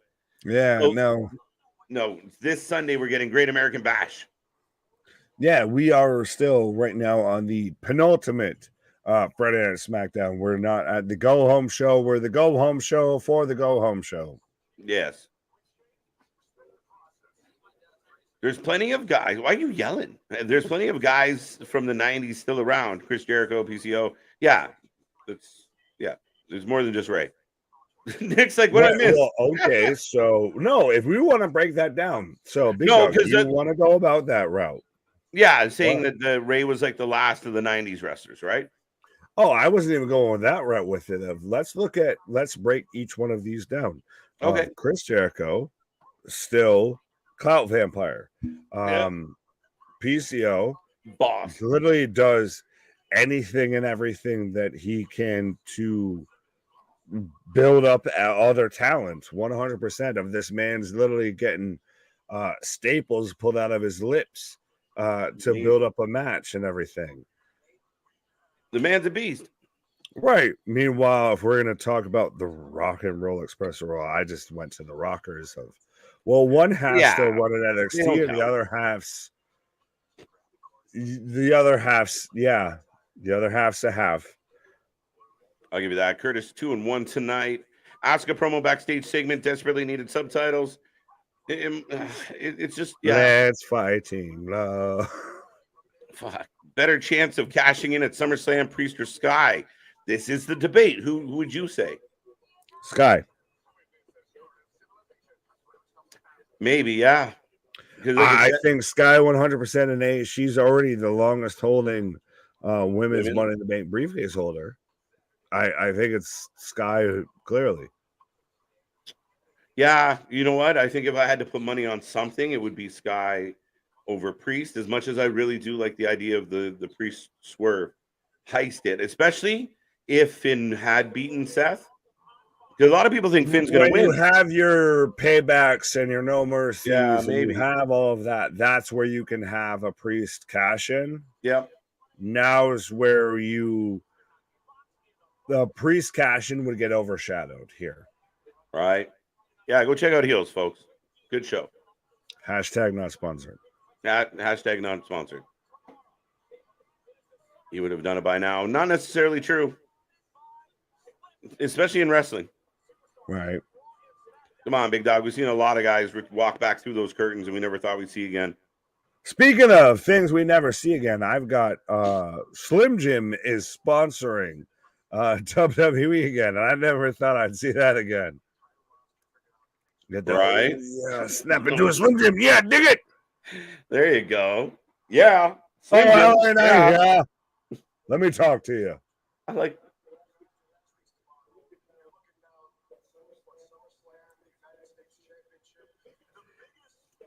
Is he going to end the biggest misstep? Are we going to end up in a triple threat? Maybe. Let's make that right.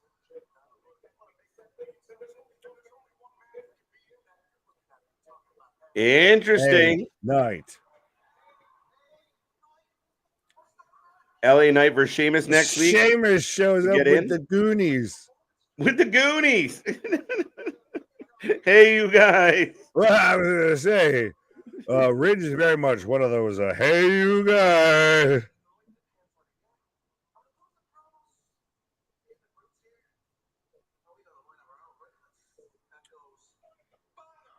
And after banger. So we're getting banger after banger compared to, yeah. Get out of my swamp. My swamp. My swamp. That's what we're getting. What are you doing in my swamp? Right.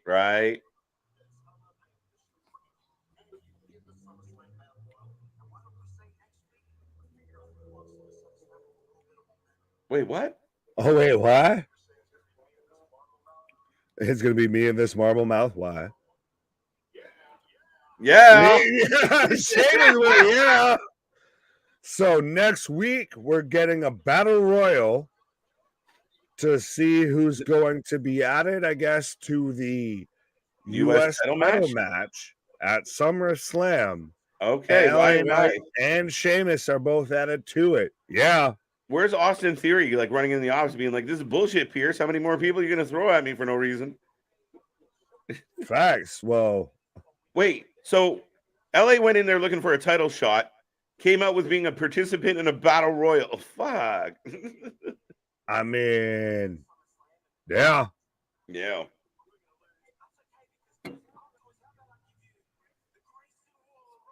How about afterwards, I give you the Grayson Waller rub after you lose to Roman, is what Waller was saying to Jay. Pie face. Big shot by Jay earlier. So, yeah, we're going to get Waller and Jay, Nick. Oh, is the Battle Royal at SummerSlam? Wait. So, I have no idea. So someone explain. Vitamins are not helping. They're going to fight each other, but both be in the Battle Royal at SummerSlam. There's a SummerSlam Battle Royal. I thought I heard him say that, which, what the hell? A Battle Royal to battle at the Royale? Right? Is it a Royale with cheese? Made me laugh out. Yeah, we get a Royale with light, or we get a Royale with haggis, I guess, with Sheamus. Sheamus? Haggis? Fair enough. He's Irish. I think we go potatoes. Stop making fun of Government Murphy. Man looks like sloth for real. Ooh, what? What? Battle Royals at SummerSlam. People are confirming this, Nick. Okay. Oh, damn it, KJ, you beat me to it. Hey, you guys. Here comes Cross, by the way, Mr. Nick.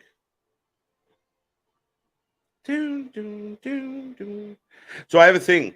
I think I think the ramp is too long in WWE for this entrance. So I think he should do the light change and the color on the way to the ring, not in the ring. Or like on the stage, you got to condense it. NXT was so much smaller; it worked so much better. This feels long.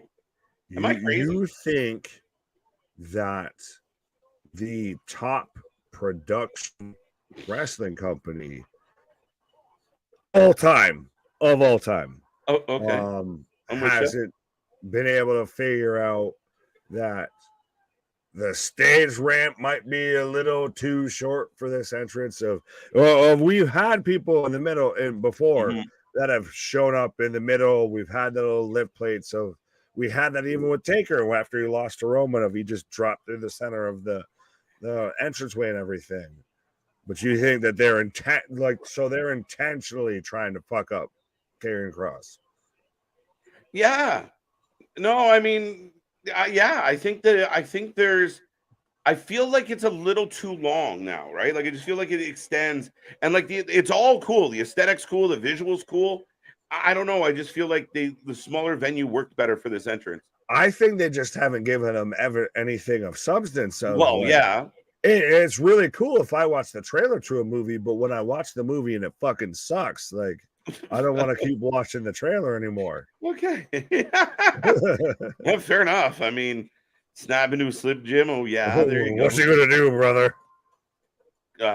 Cross. You need to snap into that subscribe button is what you need to do. Let's go. Cross for the win. We are back in commercial break, if you're wondering. KC for the win. This Sunday, a super show here in Coral Gables, Florida. Cody Rhodes versus Priest. Seth Rollins versus Finn Balor. Who knows? Priest could cash in this Sunday. Could you imagine? That'd be hilarious. Could you imagine that he they ever go to where they cash in on a house show? Right? Shock everybody. And I think Victor mentioned he was you had a fractured foot, man. If I read that correctly, T's and P's, big guy. Oh yeah, no, 100%. This is all Joe still, 100% T's and P's, but yeah. Cross for the win. So who are you taking? Are you taking Carl Anderson or are you taking Karrion Kross? Kross has to win this. Has to. Has to. He's like the heel LA Knight. Explain.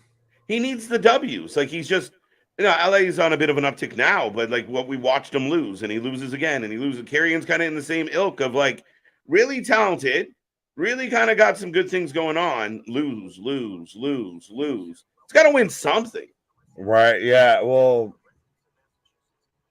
it's more of not even if he wins, like, because didn't he get a win over AJ Styles? It's where do you go past that win? It's great if he gets a win here or there, but it's how do you continue that? That's the biggest thing I think with Karrion Kross. Of everything's been a stop-start with him. Yeah, very much so. Very, very much so. And I mean, he had a lackluster first time on the main roster, back out, released, and then now he's back. We were excited. He came in like a hurricane, came in like a wrecking ball, if you will. Right. And speaking of leaving like a wrecking ball. Oh, like a wrecking ball. Well, ladies and gentlemen, Nick's going to hit his pause for the cause. But yeah, Karrion's just got to have some consistency. The less than 50-50 booking for this poor guy. I think he needs to win tonight. You guys let me know what you think out there. Who are you taking tonight between Kross and Machine Gun, Carl Anderson? Hopefully no contest, and then Edge and AJ.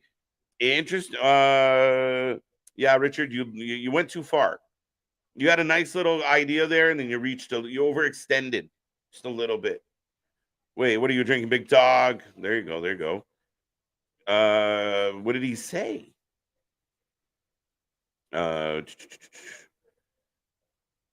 Right. Okay. I'm just going to grab a smoke outside. Too many vitamins in the air here. Amen. We call it a Feel Good Friday for a reason, Davey. or Big Dog as well. Have they said anything about Rey? No update on Rey, guys. Nothing. And like I said, I could be wrong, but I don't believe, based on the timing and the placement of what happened, that wasn't their way of getting around the finish. That's not how they wanted that match to go. I think there was a plan, and you kind of got a taste of it at the end where you wanted that Mysterio rub on Escobar. It clearly coming out of the break, there was a problem. And just the timing of that makes me doubt that it was a work. The new Hurt Business could do the desolation of Lesnar. Maybe. I don't know, Larry. It's a tough one. I mean, we've seen it before. I think. Like, we've gone down the Brock Lashley. I mean, you could argue there's unfinished business there, but I don't necessarily love it. I'm not keen on Karrion Kross since he's been on Raw or SmackDown. Yeah, he hasn't. Like I said, it's been a lot of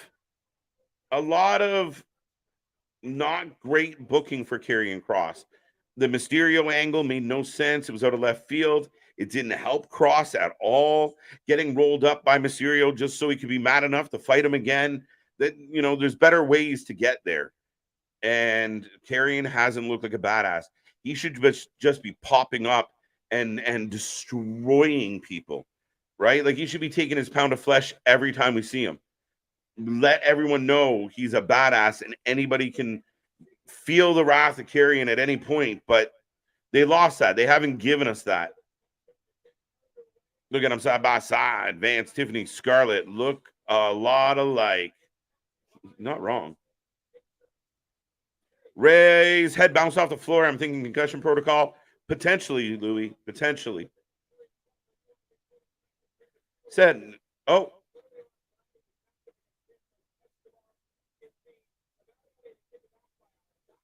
We're getting an update. So Michael Cole just says there's no official word on Rey right now, but he is being checked out.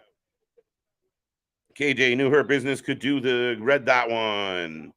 What else we got here? I think Kross pranked Vince with Jesse Ventura's voice, and now he is forever being buried. Walked up behind Vince and dropped some Ventura on him. You think you're funny, eh? But we got the match going off. If you haven't made your prediction yet, my humble opinion is it's got to be. I mean, especially, how the WWE does, right? You got one key guy, you got a tag team that runs with them, and they're just there to kind of get beat on the way to the actual, leader of the group. That's what they're generally looking at. The Rey Mysterio injury storyline, for those wondering, Sean Sapp X. Rey Mysterio's injury is storyline. There you go, bonkers. Okay. See, I was wrong. Oh, now they're saying it's separated. Did he just say separated? Or it could be separated. All right. So Ron Sapp reporting. Or Sean Sapp. Did I call him Ron? Very interesting. We'll see. I don't like the Kross and OC story. It hasn't been good. I agree. It's a faction that needs wins versus a heel that needs wins. 150%. The crowd's quiet. Nobody's really into this right now. Big suplex, though.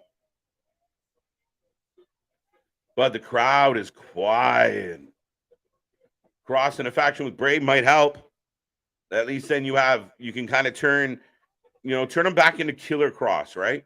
Give them that edge. Big elbow. Not a sound from the crowd. I just heard a kid sneeze in the fourth row. Scarlett looks a lot better. Then what? Kross could do a movie, dude. Where's my Scarlett? There you go. Down. The final prayer. The final prayer by Karrion Kross, and a relatively easy win over Carl Anderson, who also used to be a good wrestler. Thank you, Dale. Put Bray and Kross in a faction. There you go. Couple people thinking it. I don't know if they'd ever do it, but here it goes. Karrion's got Anderson again, and he's screaming for AJ. There we go. Here comes AJ. Here comes Luke. Dead silent. It was awkward. Nobody cared. 4-0. Judgment Day on Styles. Richard, let it go. AJ Styles. There you go. 4-0. Who is your favorite WWE superstar? Davey, phenomenal question. What if Cross was the White Rabbit all along? Dun, dun, dun. Do it. Do it. Here's Jay's music. So they show Roman, and then you see Roman and Paul reacting to Jay's music hitting, and out comes main event Jay. So we'll see what they got here now with Jay and Waller, who nobody saw this coming. 3-1. Waller and Theory should be together. Waller and Theory would work well together. I agree. As far as personality goes, yeah. Waller jobbing tonight. I agree. I'm taking Jay. I think Jay needs the win as far as just continue to build his attitude right now. I said it earlier. He's showing no fear in Roman.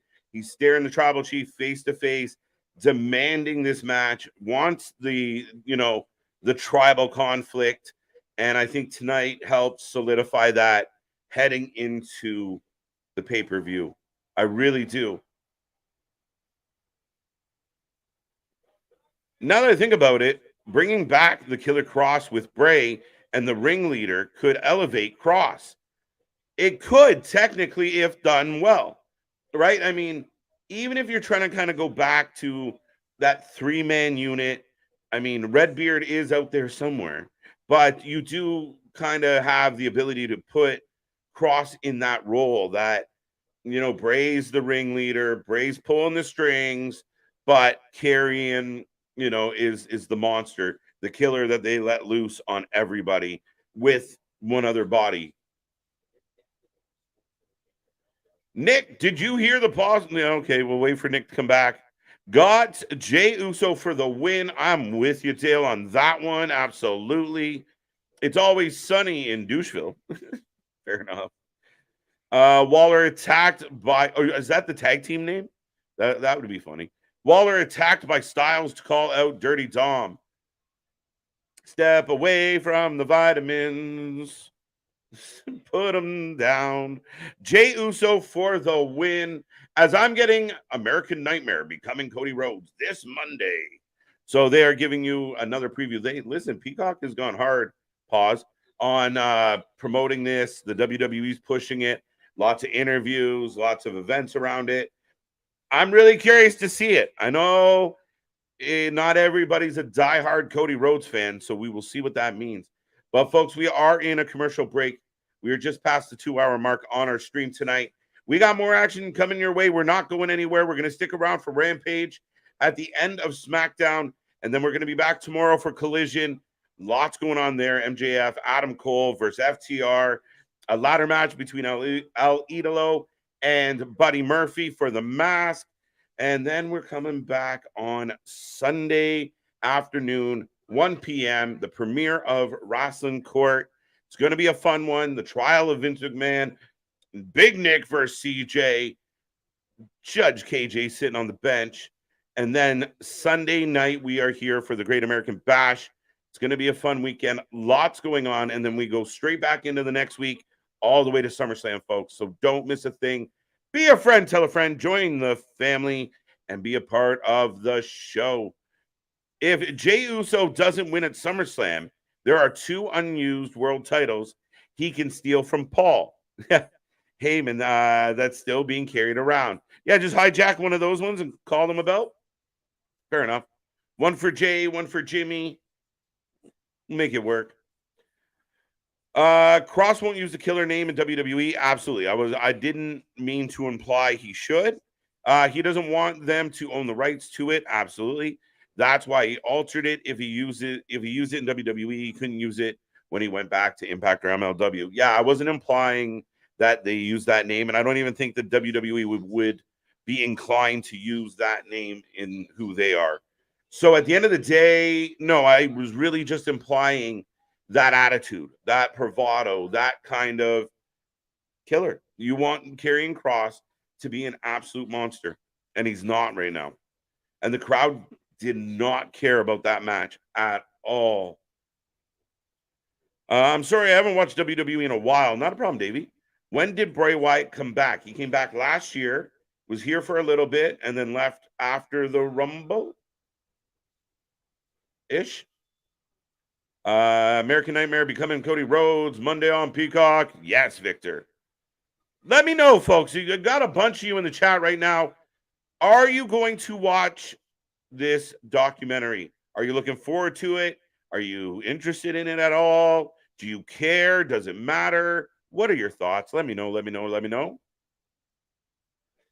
Jay should have had the chili pepper necklace printed on a real Chief shirt. Would have been a little more savage.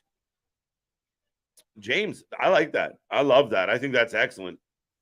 We're coming back out of the commercial break in 2 weeks. Austin Theory, Santos Escobar. Speaking of bars. Well, I was going to say, speaking of, I guess, chili necklaces and all of that, do we need to have that on our shirt now? Right. Can't stop addicted to the Uso. The whole Cody documentary is a lie if AEW ain't mentioned. They are, though. They really are. Can I just say, yes, you can. Initially, what in the fuck kind of statement is that? Of like, it's all a lie if AEW wasn't mentioned. Like, yes, nothing ever. He did nothing before AEW, nothing post. Like, I get that is a very integral part. At the same time, to go that extremist with it, like, that's ludicrous. And I'm not talking about the rapper. Right. Move. Anyway, no, Wyatt hasn't come back. There were rumors because some dude took a pic of him in a restaurant that he had lost weight. Yeah, no, he's not coming back. I mean, by the way, stop harassing professional wrestlers in restaurants and everything. Enjoy the fucking food while you're there. Tip your waitress, tip your server. Right. Stop asking professional wrestlers like when they're coming back because they're eating around you. Right. KJ, I know this is an AEW question, but doesn't it make more sense for Andrade to take on Black in the ladder match since he already won against the other two? I thought it was building towards a Malachi match. So, yes, I kind of feel like that would have been the next step. It could still be. Maybe he has to win his mask back to, maybe. We get mask on mask action. Maybe. He came on cloud 9 and left on cloud 10. Bruh. All right, Nick. Who did you take in this match? Waller? I'll take Waller. Okay. And by the way, I think NCIS has fingerprinted anyone with the name Cloud now after that. Okay, Richard. Yes, TJ Cody cleared it with Vince first to be able to saw AEW in the documentary. See AEW in the documentary. Yeah, they used that BTE clip, and I saw a clip of Cody talking about it. What's that? They have Tony Khan just, I want to play a game.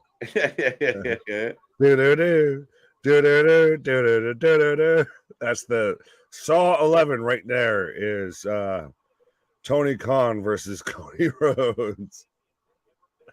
Right. Wait, no, because I remember the other night, and I took a picture of when Richard was calling out as to what allegedly was going to happen tonight on SmackDown. Okay. So let's put this to the test here. Okay. Richard. Tomorrow on WWE SmackDown, Mysterio versus Escobar plus Carl Anderson versus Cross. Yes, we all know those matches are going to happen. Yes. Will feature the unhinged AJ Styles. We haven't seen that yet. No, it did not happen. Plus, will Jey Uso help Solo Sikoa betray Roman Reigns. We again No. haven't seen that yet, but so far we're in the Surely. back half here, and we haven't seen anything leading towards that.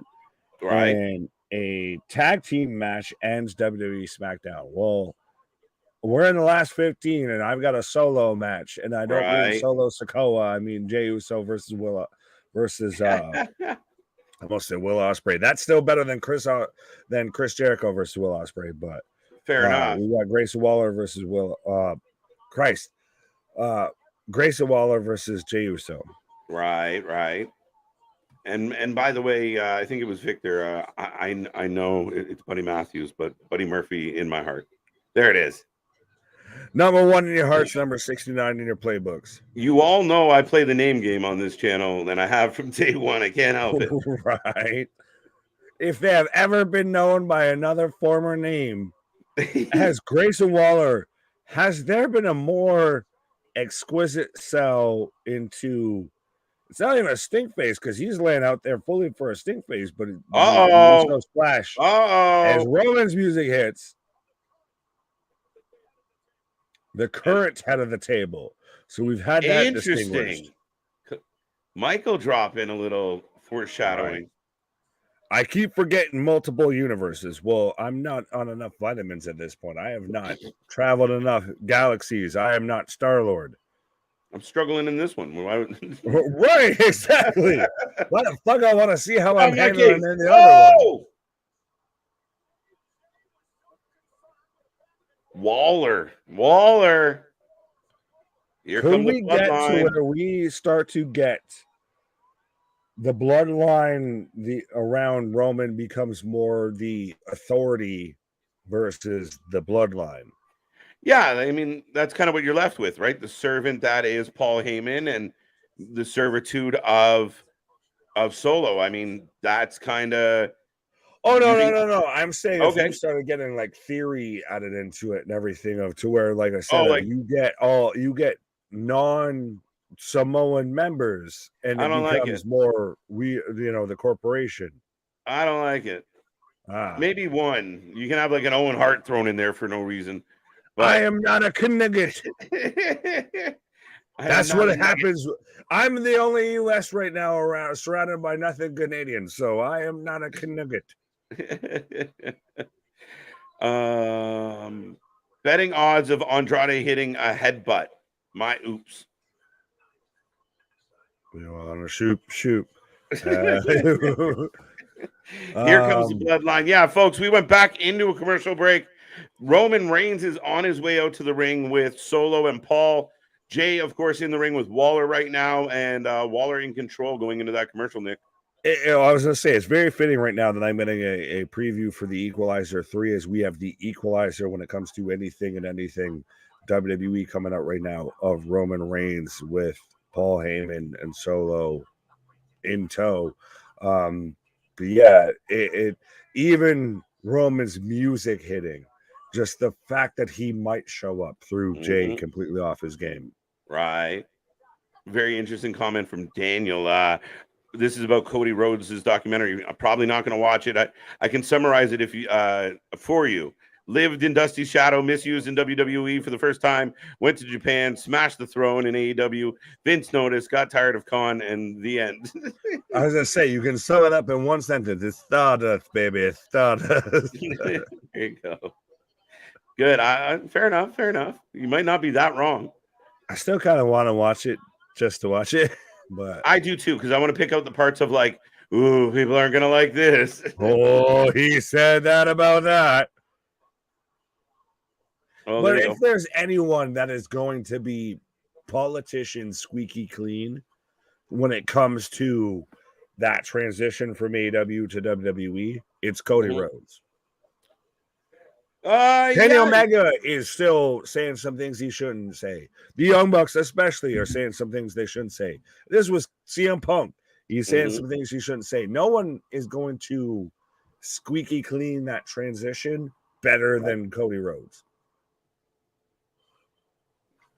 Jey still wins before a Roman Solo out there before a beatdown. So fair enough. That's kind of more my vibe is. fair enough. I'm still mad that WWE used, on a highway versus welcome to Detroit City. I said Yeah, you welcome to think? Detroit City.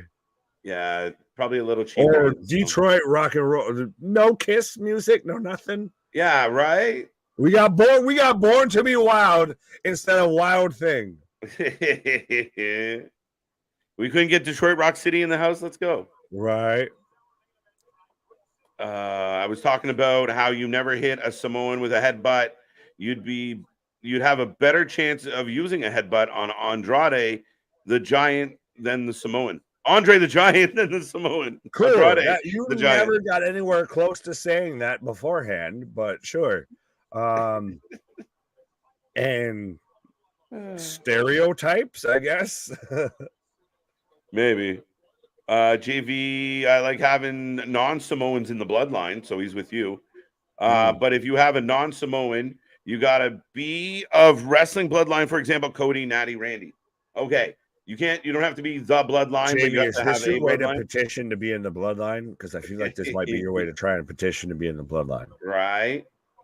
Well, I'm honorary and Natty is not ending up in the bloodline. Natty honestly would be the most likely out of the three there that you named. Like Cody's not ending up in the bloodline.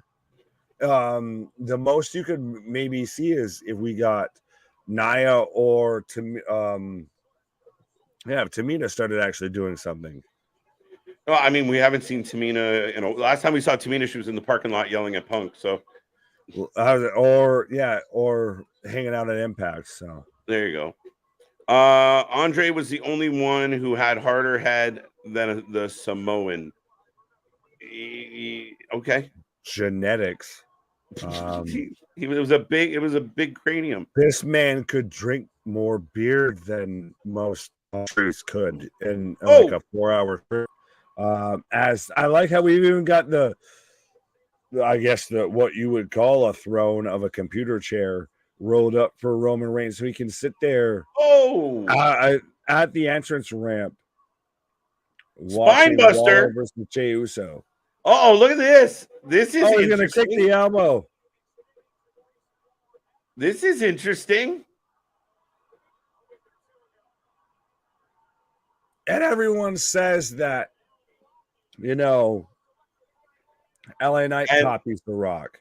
And he just said, copying Rocky, the most electrifying man in entertainment.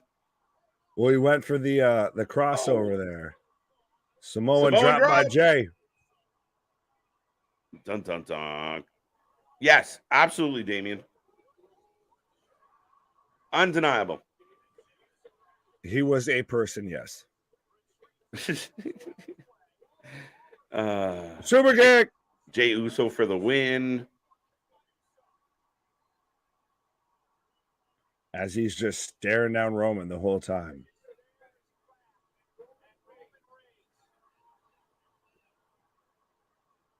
The possible Usi weight champion.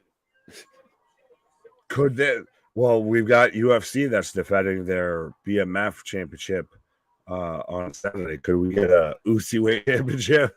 Right, maybe a bloodline battle royale. Oh, and he hits a spear. He hits the spear as a shot at Roman and is still talking trash to him. Right. As he goes up top. Uso splash. 1, 2, 3.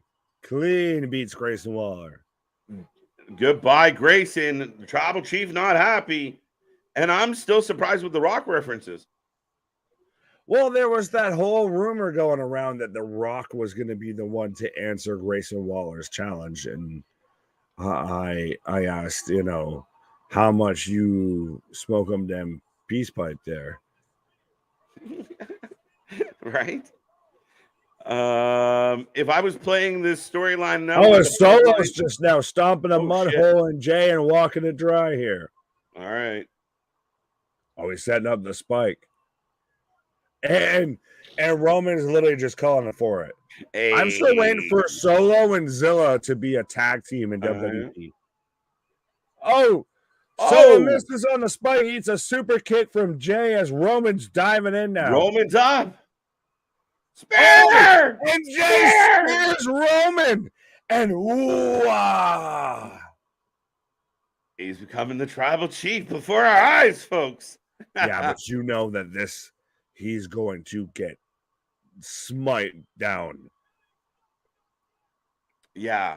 No. This is the going up for this is the highlight.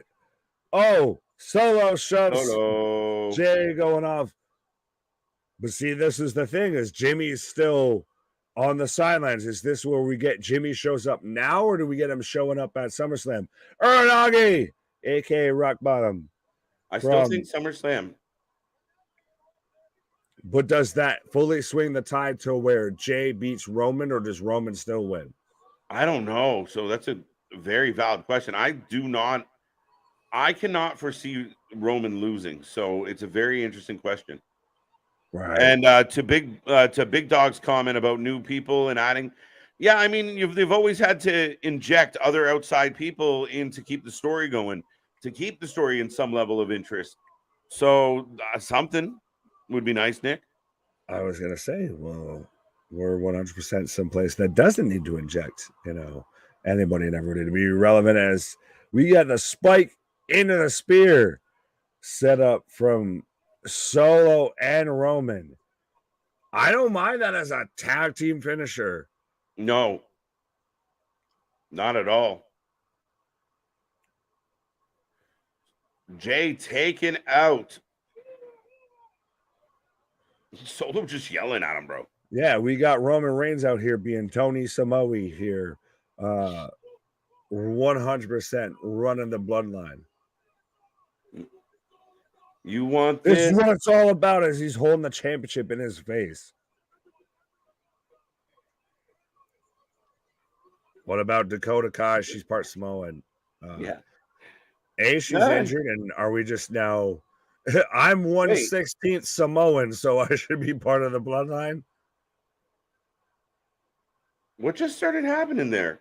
Sorry, I got thrown off. The crowd's just losing their mind. I couldn't decipher fully what the crowd was chanting, but they fully turned against Roman. Yeah. As now sets up again, Jay, for the spear and the spike at the same time. Fact checkers, what was the crowd chanting? Anybody got that one? It almost sounded like the Brazilian Uriah, which translated from Portuguese to English is not good. Zilla did have his first match using that spike for the W. Yeah. Tribal. So we're getting tribal combat for the undisputed WWE Universal Championship 1 week from tomorrow. Roman Reigns versus Jey Uso. Oh, you got pin chance. There you go. Down again. Oh, okay. So that's what pissed him off. Here comes the ratings. SmackDown is wrapping up. Rampage is kicking off. We're not going anywhere, folks. So we're going to switch over to Rampage. Get your ratings for SmackDown in. We'll break it all down for you. We'll talk about whatever's on your mind. Let us know how you felt about SmackDown tonight. I know how I felt about it. We'll talk. And then stay. Do not go anywhere. We're going to watch a little bit of Rampage and see what that has in store for us, Nick. I was going to say, well, fitting, I've got, how fitting is it that we get another segment with the bloodline and we keep ending when we switch to watch Rampage I'm getting the end of training day right now. So again, how fitting is that? I said, Yokozuna ain't got shit on me. I'm dying for that. Let's go. Sorry, I'm shaking my head because AEW in Canada is not getting along right now. Blame Canada with all. Let me see. All the vitamins. That's what the problem is the vitamins. Mm-hmm. All right, Rampage. Yeah, no, right now I've got about a minute or so gap of like I said, I'm getting the end of training day with Ethan Hawke and Denzel Washington. Spoiler alert. I have live coverage will become shortly. Nick, I'm going to take a little pause, folks. I'll be right back, and we'll talk about SmackDown. You do you, boo boo. As soon as I can find that button. Right. I'm gonna try and rattle off some of these ratings here for SmackDown. As I'm getting the end credits for Training Day, as I'm getting hopefully the start of Rampage here on TNT. But Damien says 8.5. Daniel says, Larry, I don't like Orton or Riddle. Well, you got problems. But I'd gladly watch Randy RKO Riddle right to hell. Fair enough. Not gonna lie, you had me in the first half here. Dale says 8.5 out of 10 down. Victor says 7 out of 10. Bobby 7.5. Mark 7.9. So now we're splitting hairs here. Or as long as they're Uso hairs. I'd like to see Bronson Reed align himself with Roman myself. I think would be a huge push for him. Yeah, 100% of if we got to where the bloodline became more hired goons and hired mercenaries than it was an actual family storyline, 100% Bronson Reed's on the short list there. And honestly, I feel like they could try and make that stretch even if they wanted to keep it still. Oh, it's tribal, but not tribal. But we're kicking off Friday Night Rampage, folks, with a tag team battle royal to determine who will get a number one contenders match against the future AEW tag team champions. So I will try and rattle off the teams as fast as I can. But if you haven't done so already, be a friend, tell a friend, like, share, and subscribe. Hit that bell notification because we're going to be back at it like a jackrabbit tomorrow for Collision. Then we got the debut episode of Wrestling Corner, 100%. I mean, you can't, miss your court appearance here. Otherwise, you get held in contempt of court and all of that. And then we've got Great American Bash. But so the tag teams listed in the tag team battle royal for a future world tag team title match. Too many bars right there already. But we're getting Big Bill and Brian Cage versus the Butcher and the Blade versus Ethan Page and Brothers A. Hey, what do you say? Let's go by the bay, play with some clay. Versus the Hardys versus Matt Maynard and Angelo Parker, aka Coke and Diet Coke. Versus Serpentico. I'm amazed he's still on the roster. And Luther, again, amazed they're still on the roster. Still employed. Versus Jay Lethal and Satnam Singh. So, the first athletic activity Satnam Singh has done. And I feel how fitting he's in a battle royal to where he probably won't get dumped over. And Christopher Daniels and Matt Sydal. So, interesting kind of menagerie of tag teams in this battle royal right now. But I've got Luther squaring up with Brian Cage. I've got Big Bill, aka W. Morrissey, squaring up with Matt Hardy. I don't know if I've had a team eliminated yet.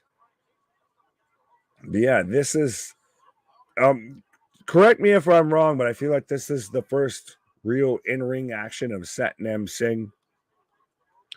6 out of 10 for SmackDown. 6 out of 10. 7 out of 10.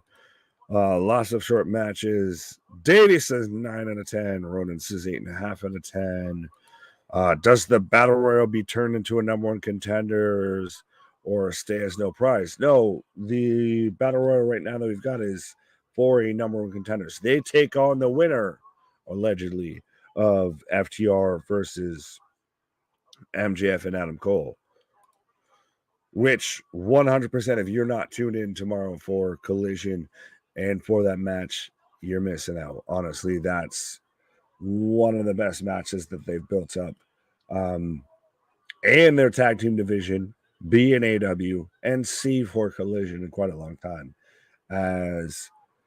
So are we not to the rule of to where if your partner gets eliminated, you get eliminated as well, or is this just literally, well, they're jobbers, so they're going to get eliminated this close together as Luther gets eliminated, and so does Serpentico. But speaking of a man who is never eliminated, no longer eliminated from the equation. this is the man who sits there and just does the road dog, the big boss man just holds the turnbuckle at the bottom of there, so you can never not going eliminate nowhere.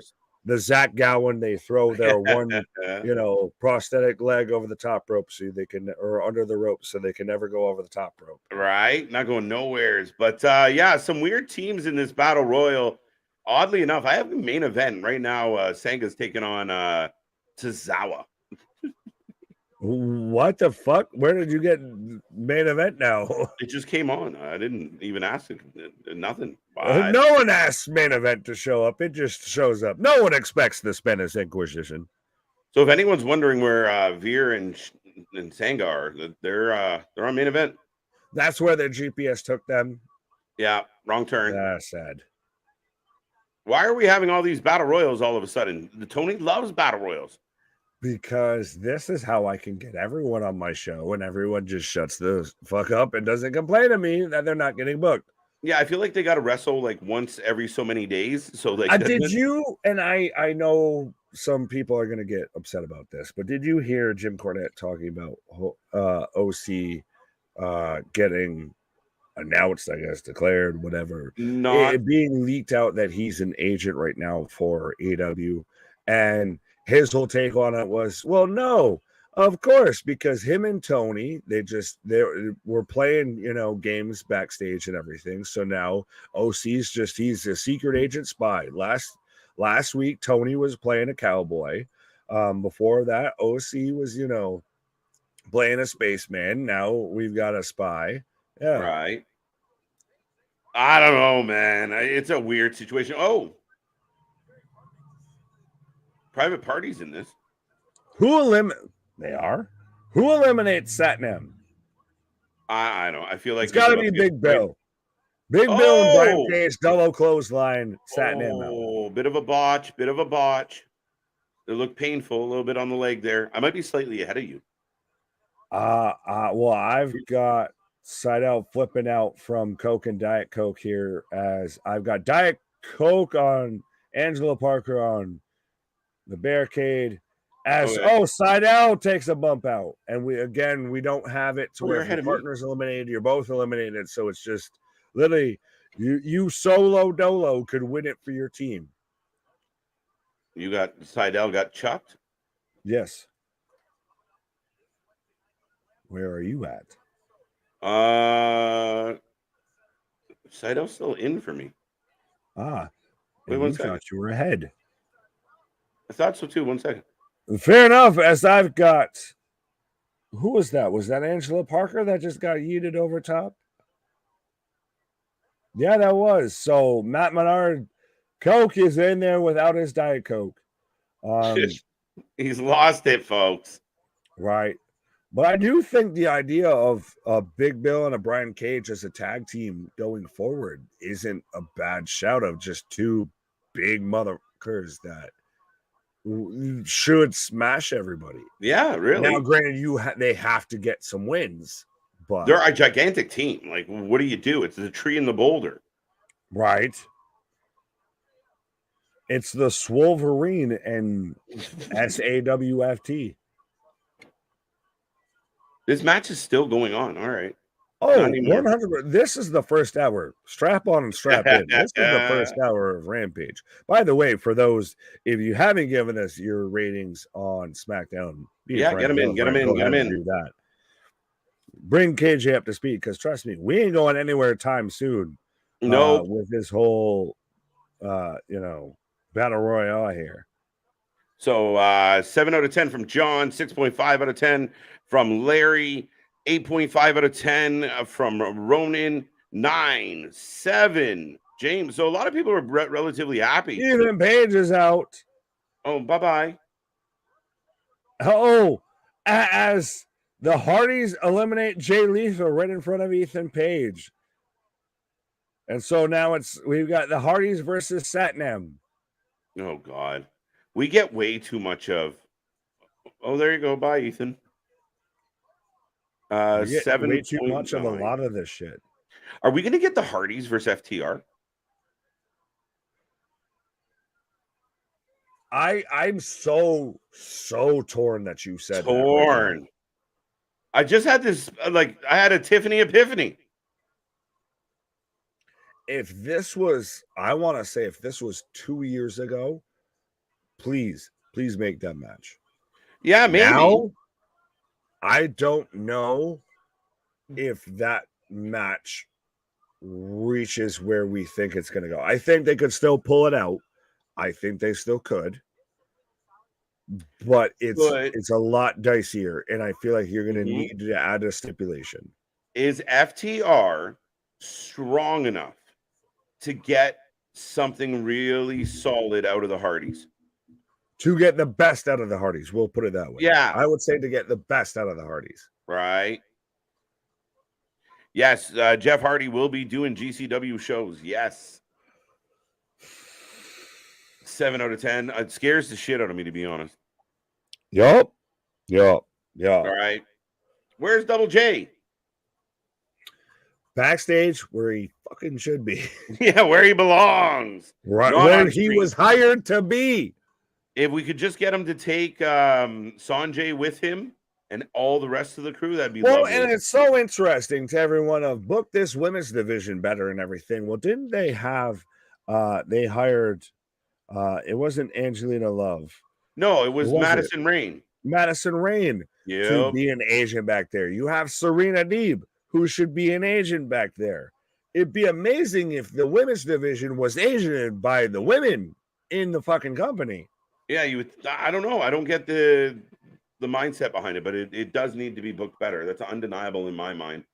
And you encapsulated AEW in a sentence there. I don't get the reasoning behind it, but it needs to be booked better. Yeah, right? I don't understand, but I'm going along with it. Right. As Big Bill just eliminated Matt Maynard. So Coke and Diet Coke. Dunzo. Yeah. Now we just got a collection sold out of Coke and Diet Coke here at the concession stand. As everybody's like at the Thanos is out from Butcher and the Blade. That would be sweet to see the Hardys versus FTR. See, I mean, interesting. Yeah, it would have been. Oh, and Matt Hardy's dumped out. Why didn't we get the obligatory everyone gang up on the giant spot? Big Bill's even sitting there saying, you can have that. That ain't right? what I'm mad at. The bloodline storytelling needs some elders at this point. Samoans, Rikishi. I like where your head's at. Bye, Matt. Wow, he went down like a sack of potatoes. Well, I've just got Jeff Hardy missing every bit of his fucking move. Every bit of it. Satnam was just like, not today. Yeah, he had a twist of fate stunner as we got big boot and super kick. Oh, missed his head. How do you miss that head? Whoop. Why is everyone else standing still? Anybody? Does anybody tell me why everybody is standing still? Because it's not my moment. I wasn't told I was supposed to move now. All right, this is the end of Satnam, I'm imagining. Yeah, Satnam's out after he takes the clumsy. Oh my God. No way. As Hardy gets choked out and dumped out. Okay. So we're down to the Butcher and the Blade versus Big Bill and Brian Cage. So we've got bees on bees. Big bees in the house right now. Big bees in the chat. Big Bill and Brian Cage against FTR. Okay. I love the Butcher and the Blade. I think they don't get enough love. Like I said, we've got the Butcher and the Blade versus Bill and Brian Cage. So we've got nothing but bees in the chat. Oh, bees everywhere. Right. Dropping bees on them. Right. This has got to be, though, Cage and Bill win this. They could be a team, honestly, I could see them dethrone FTR, and FTR has to work to beat them because they're they're two giants. They're two big beefy boys slapping meat. Pause. You're not wrong. Listen, on onset, you're like, why did they do this? Now you're looking at it going, all right, this would be interesting. Right? This is Wow. fucking stunner. Clothesline. That is Lariato. Big The Billy. Butcher and the Blade are trying to eliminate Bill. Yeah, same as Aaron and Big Dog. Definitely big shouts on this, guys.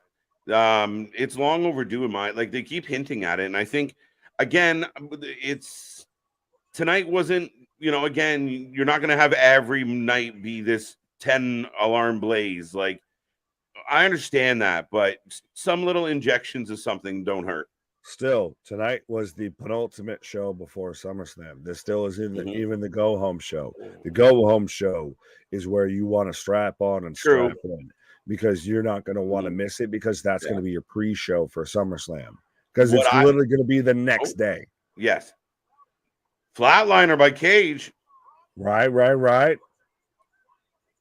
You know what I want? Save the elders for SummerSlam and have them come out and line up the ramp, right? Like split them and they have to walk through them to the ring.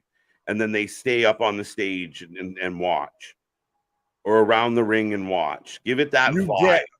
It would be the second coming of to where often seeing a big ass boot from Big Bill. And again, this guy's so underrated. Should not be just a tag titles guy. Should be a mid-card title for this company, if not in the world title. Like Big Bill as MJF's heavy. Shut up right there. Like that's fucking money. But you would get a reenactment almost as the Blade gets dumped out. Up to where when Sika put the ceremonial lay on Roman. Yeah, no, I agree. There you go. That's a nice move. The clothesline power bomb. Yeah. Bye, Blade. That's the thing is Morrissey looks just on a different level compared to just physically. I get in ring. Physically, he looks different than anyone else you have on your roster. It's true. We really do.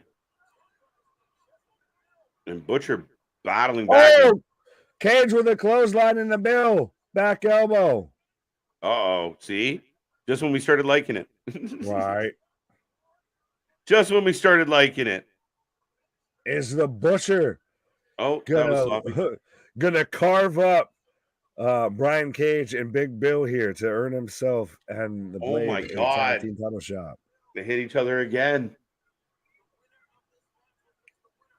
This is interesting. You got my attention. At first, you had my interest. Now you've piqued my attention. Right? What is up? Big clothesline from Cage, and it's so funny how Cage is literally the Swolverine. He's had all of these accolades and everything. The Butcher said, "Fuck your clothesline. I'm not going over." I ain't going nowheres. Yeah, but still, sloppy. You look at Morrissey next to Cage, and it still looks like Big sloppy. Brother next to Little Brother. Like as big as Brian Cage is. Yeah. W. Morrissey, Big Bill. I refuse to call him Big Bill. W. Morrissey. It is fucking head and shoulders, literally and figuratively, above Cage. You're not wrong. I mean, and they get the W, Nick. So Big Bill and Brian Cage going after potentially Adam Cole and MJF or FTR. Right. Oh, as we're getting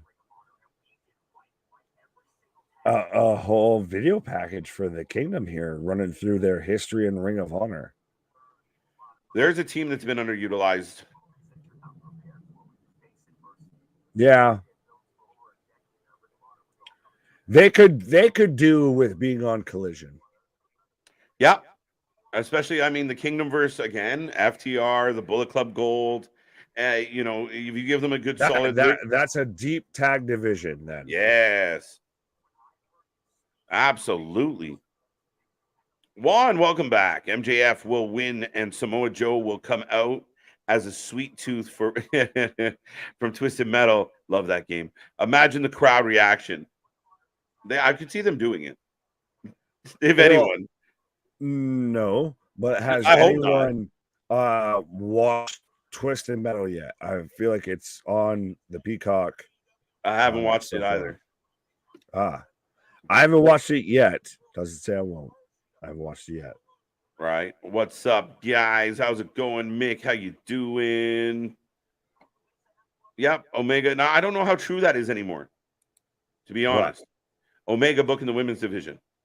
No. That's gone. That's over and done with. That's been gone ever since we got the end of the heavy, the Joshi influence.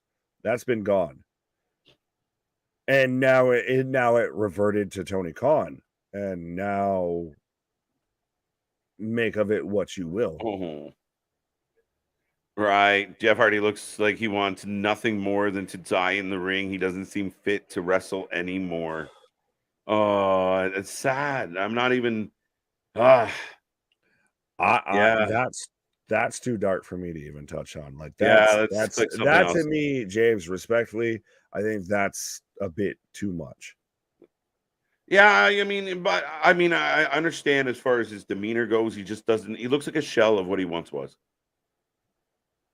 I was the biggest proponent of saying that once he got arrested in his Jacksonville Jaguars t-shirt, shout out Tony Khan, thinking he was in North Carolina from North Carolina, that should have been the end of his pro wrestling career.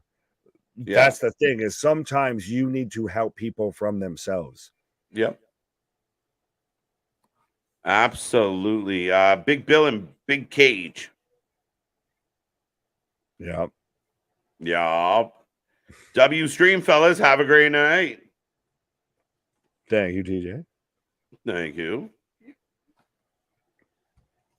Jeff Hardy got thrown out like trash in the Battle Royal. So did Matt. Matt went down like a sack of potatoes. Sack of potatoes. Cup of haters. Hey, he's still floating around. Could we get him with W. Morrissey in AEW? Cup of haters. Cup of haters. I don't know if there's ever been conversations between Tony Khan and Enzo Amore, but I don't know if they could. Like, who talks first in that? Who talks more? Like, who talks over who in that? That is like the meeting of owls. You need a mediator. Two men just staring at each other. No, it wouldn't be two men just staring at each other. It'd be like, so I'm really excited. Cup of haters. It'd be literally just talking over each other the whole time. Like, we at least organize our shit some way, somehow. Right. The Kingdom in action versus local town. We try to. Right. There you go. The Kingdom in action. Coming up. Big Bill and Cage just lost at a blind tag tournament, just 2 in the Battle Royal. Dumb booking. Amen. Good point. But they didn't lose. They won. No, but they lost in the tournament. Did they not? Like that, I agree. And I think someone else mentioned that. Oh, well, that just shows. I'm just saying they have a weak tag division as it is, because think about what their tag division is now just become the trios division. When they, because when they announced this, I thought, okay, maybe it'll be the Hardys. Like, imagine, all right, we get a Hardys FTR match. FTR is good enough to minimize the stuff, slow the match down, make it a little more palatable with the other two, but it didn't turn out that way. Right, but if we didn't have a trios division, we're getting the FTR versus the Young Bucks. We're getting FTR versus the House of Black. We're getting FTR versus the Acclaim. We're getting FTR versus MJF and Adam Cole, like we are later this week, tomorrow, actually. Like, that's the thing, is if you eliminate the extra fucking noise and just focus on your shit, that's a stacked tag division. Yes. And again, and there's other ones that we could sit here for another 10 minutes and list off a few other teams that just could use it. But Lucha Bros. Yeah, that was my first thought. Best Friends. BCC. I'm sure you can make a tag. The Gates of Agony, I think, are underutilized on Ring of Honor. Well, then that's Ring of Honor. I think they're underutilized. Well, Ring of Honor is a whole different story, because that's become Ring of Honor Dark. Yeah. Now that Brian Cage is hanging out with Big Bill, Gates of Agony just doing their own thing as a tag team. Vicious. Right. Next week on Rampage, they are having a trios battle. Shut up. You're lying, Bash. I would believe it. Well, as Big Dog said here, Nick is smoking the good vitamins tonight. I'm literally laughing my head off. Well, we gotta do that from time to time. That's and then, awesome. Nick, did you hear about the possibility of the Hurt Business buzz due to the desolation of Lesnar? Larry What? was making sure that this got answered tonight. Do we have a Hurt Business Express, a Lashley Express? What the fuck are we Right. talking about? Oh, and everybody's favorite lucha, Commander. The man who it's not the man that gravity forgot, it's the man who lost to gravity. Mm-hmm. Which means he should stay on the ground for the rest of his life. Exactly. No flight luchador. He can't beat gravity. So how can he leap? Right. How can you jump? How can you be a lucha if you can't beat gravity? I have Luna convinced that the only reason they booked Gravity against with Neville was the whole fucking pun of it all. They thought it was hilarious. You mean that's not true? I'm assuming we can't confirm or deny. I was gonna say, like that's not the case. As I've got Kip Sabian. Commander. Shout out to Commander the Luchador wrestling in his Commander t-shirt, by the way. I'm trying to fuck. What does Kip remind me of? There's something. The TV being off. maybe.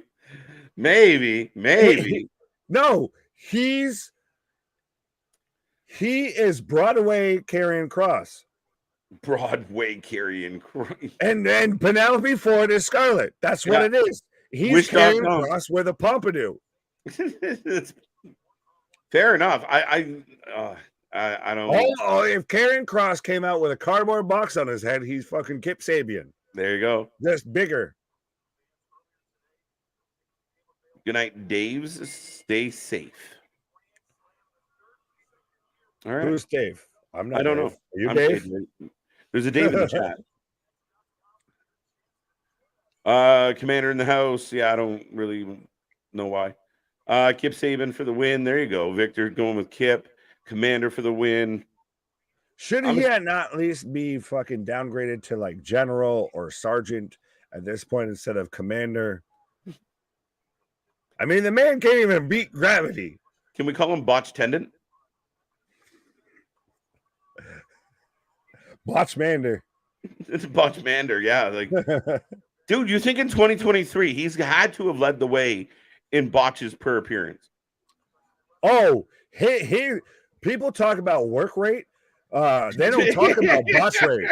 Botch rate is on a whole different. When you're talking about analytics when it comes to pro wrestling, everyone who wants to break down analytics when it comes to NFL, MLB, and everything like that. When it comes to analytics, when it comes to pro wrestling, when it comes to the botches per minute metric, Commander has everybody fucking miles away. He's number one on your fantasy wrestling botch draft board.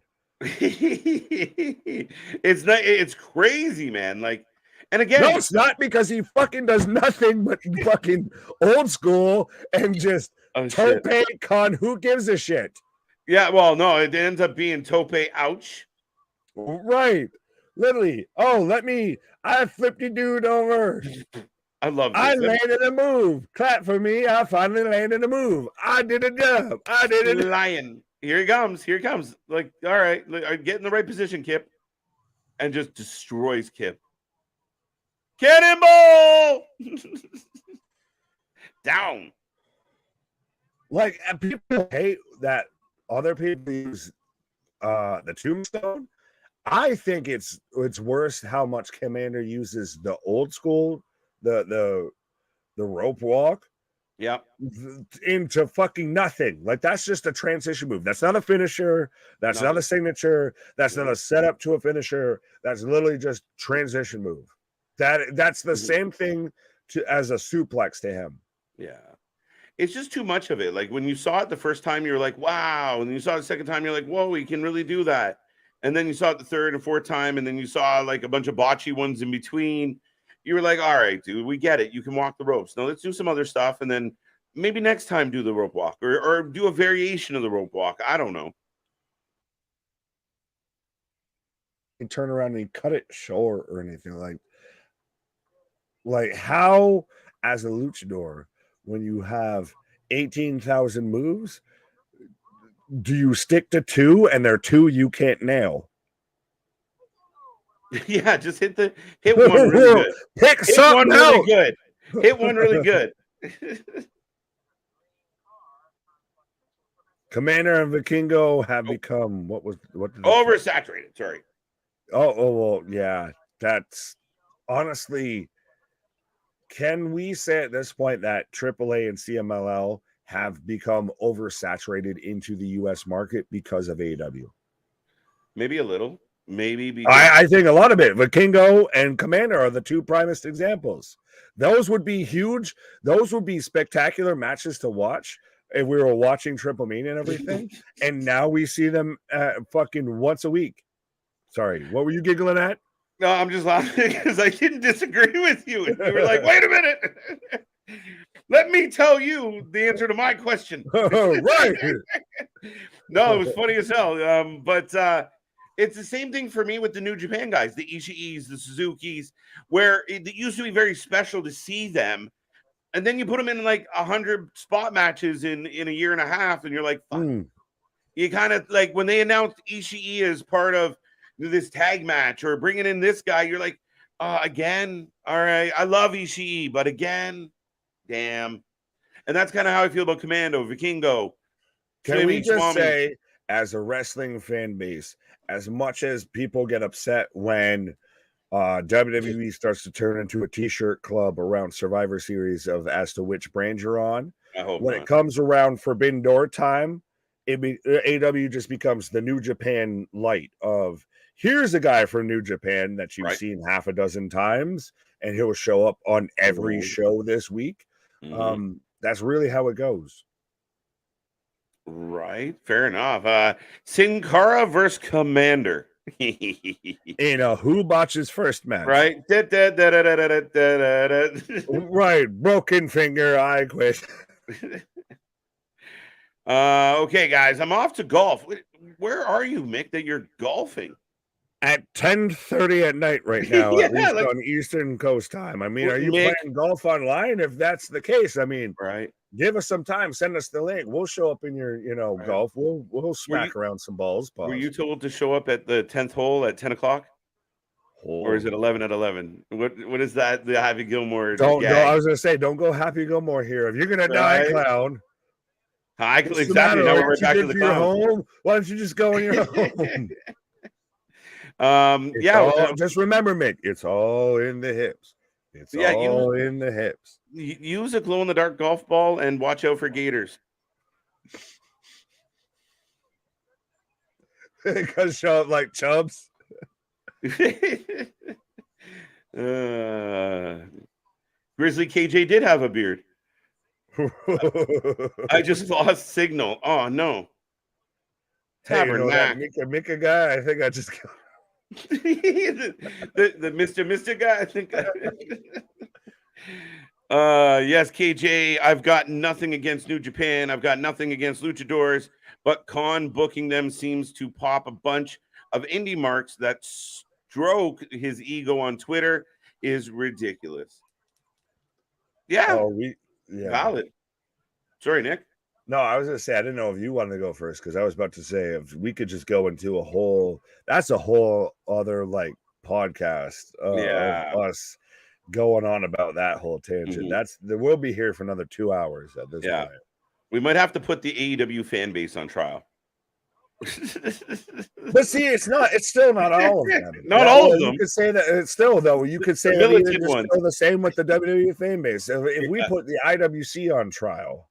Well, we might have to do that, actually. That's pretty. Now, the only thing I'll say about this is if you're going to bring in some of the luchadors and bring in some of the New Japan guys, I would like to see you bring in Vikingo. Give us some vignettes about who Vikingo is. Set him up and have him go on a little run. If you can get him for 3 months, 6 months, whatever, have something that matters. And then even if he leaves again when it's done, when he returns, it's cool. But it's the spot. Okay, it's like a list of guys lined up and said, I'm a big fan of this guy. I want to wrestle him when he comes. And everybody takes their turn, and then that's it. It Doesn't add anything to the show. To me, at the end of the day, it is this.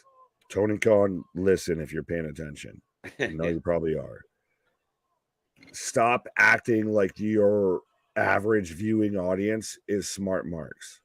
That they pay attention to Meltzer, that they read up on the dirt sheets, that they know who this person and that person is. That's why everybody that's like us had that initial guttural reaction when Jay White was getting quote unquote buried, and now he's finally getting used proper. Stop acting like, you know, these guys, you can just drop them in, and because they are known on the independent scene, that everyone knows the independent scene.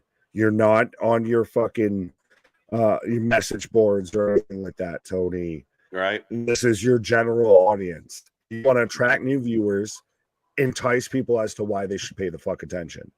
Right. You're again, not wrong. I mean, there has to be more substance to it all. And yeah, like you said, it's a whole different podcast. But Kip and Commander are still going. Springboard suplex for a 1, 2 count. Okay, still going. Still going. Yeah. Forward with the rake of the eyes. Okay. Okay, it was so a you're a bit slobber. behind me. Let me... I will pause. Let me know when you get Sabian going to the turnbuckle. I just got Commander kicking out Sabian. No. Kip Sabian. Sabian or Sabian? Fuck. Now you're making me question my reality. That is amazing. Oddly enough, on main event, I got it's Carter versus Nikki Cross. She does exist. They do exist. They do exist. Just tap it in. Yeah. Let me know when you've got Sapien. Oh, Kip grabbing Commander up on the ropes. Oh, that was a crazy looking Canadian destroyer from the springboard. Oh, what the? Sorry. That No, was you're good. vicious. I've got Commander about to do old school. Commander does old school shooting star. Man, yeah, I just got the Canadian destroyer. You son of a bitch. My bad. Very good. Did you see that Canadian destroyer? It looked dangerous. See, that goes back to the whole. I know you and Luna talked about it a bit quickly on Thursday. Earl talked about it a bit on Thursday. To me, I really wonder across the board how much these athletes have time in the ring to really work through shit. Yeah. That to me is the biggest telling thing. Across the board, male or female. I think that's the biggest detriment. And the spot booking, I mean, they kind of dabbled with house shows. I think they've come to a pause with the they ended that. Yeah. So you need the wrestlers getting ring time and bumps. And again, I'm not saying how dare Britt have a second job or whatever, but you have to be dedicated to the craft. Honestly, can I just say this? Anyone that thinks that that's a fucking legitimate argument, I've got some lakefront fucking property that's nothing but swamp in Florida, tell you, and it's being sold to me by a Nigerian fucking prince. Like, you're so out to fucking lunch if you think that her dentistry work is interfering with her pro wrestling career. Like, could you believe any more into kayfabe and trying to act like you don't believe into kayfabe at that point? Yeah, I mean, dude, it's funny, man. Like, and this comment from Daniel is very interesting. Exactly. Got 1.4 million viewers on its debut and has lost 500,000 viewers in the few years since. That's an overarching statement. I would really like to, at some point, if we get to, we do it as a discussion, even if I do it as a solo, because I've liked seeing stuff to where it's been broken down by the quarters of like WrestleNomics and everything, of just watching the trends of Dynamite will have a great show, and that's not even saying even with WWE they'll have a great rating show, but how it pertains quarter by quarter, Mhm. where people are actually entertained, where people are actually tuning in, really is the bread and butter of it. Well, I mean, and listen, as a fan of AEW, Nick, we want to see it do well. And if you look at on the nights where you have a rating of like 9.6, like 960,000, nine hundred fifty Right. thousand, but you Came up realize, with a tag team finish for the 1, oh 2, shit, 3, by the way. yeah, local enhancement talent didn't last long. Yeah, I figured as It much. over. They lasted longer than they should have, to be honest. It's over. But yeah, I think the problem becomes, yeah, the Kingdom did definitely won, guys. Mm. Is that like when you realize you had a really good show ratings wise, but you had a Jericho main event that pulled the viewership down, or you had a match that didn't really relate to the overall fan base. It only related to a portion. So you have these really low drop offs in the ratings. When if you had just kind of put in other compelling parts of your company, you might have actually had a million, a few more times than you have. Oh, absolutely. Well, and even honestly, if you wanted to look at it and you didn't want to fully shake anything fully up, if you just rearrange some shit, Yeah. you have a really good card that builds Mhm. throughout the show. It's I know hindsight is 2020 of looking through as to which segment, did this, which segment did that. But when we have the numbers that they very clearly have the numbers on, and they continue to do things the way they continue to do, it shows they're just simply ignoring some shit, or just literally egos are getting in the way of Mhm. blocking, trying to put out the best viable product. Well, who was it? I think Punk might have said it best: "Is stepping on their own dick." Okay. Yep, that's a good way to put that. But that's what it feels like. It feels like you and I've used the analogy a ton of times of it feels like they have like Tony has all the ingredients for a banging recipe, but he just doesn't mix it well or leave it in the oven long enough. Somehow he just botches the overall final He's product a shitty pastry at chef. times. Yeah, he Right. really is. He's good at getting baked instead of baking. Amen. Big Dog saying, okay, I'm seeing one guy who looks like Rob Zombie and another looks like James Storms. What the hell of a kick am I seeing here? Are you that's What are gotta them be ends? Vincent and Hey, that would be that. I is feel. Vincent Dutch on? They No. were on Ring of Honor. I don't think Yeah. they were Oh, they on were maybe Rampage. Well, because they've been tied up with the yeah. Dark Order there. Saturday. Evil Uno says it's time for the Dark Order rebuild. To Bray which Larry Wyatt. says, Vic, I chuckled at that. Yeah, it's kind of comical. I don't know if you guys noticed, but Nick was talking there, and as I looked over and I saw the Uno giving the speech, I was just like, had nothing to do with you. I was like, oh, No, you're fine. like, oh man. But yeah, I mean, the Dark Order's rebuilding. If they can find some way, and I don't think they can at this point, but again, the original Dark Order with the infomercials and the creepiness, it was something once upon a time, and they just go away. I want this as a poll question, and I want this as a thumbs up and a thumbs down right now. Which would be easier to rebuild right now, Bray Wyatt or the Dark Order? And B, which would you rather see be rebuilt, the Dark Order or Bray Wyatt? Oh, what would I rather? Bray Wyatt, because I think Well, both. That two questions. Two questions. okay. Which would be easier, and which would you want to see? I think the Dark Order would be easier, and for the same reason, I think Bray Wyatt would be overall better as far as it's got a higher ceiling overall, in my Fair opinion. enough. Valid. Touche. That's my only take. Not wrong. Not wrong. Both answers for the same reason, Nick. Fair enough. Yo, what's up, EQ? Yeah. See, this is a man that needs to be there at the jury here for when we got the wrestling court and everything, because he's got the whole, scales as his profile picture here. So it's only fitting. Right. Travis saying anything announced for Collision, just the only match you need to watch, which is FTR versus MJF and Adam Cole for the tag team titles. Player. Holla, holla, holla. Not true. There's also a ladder match. Yes.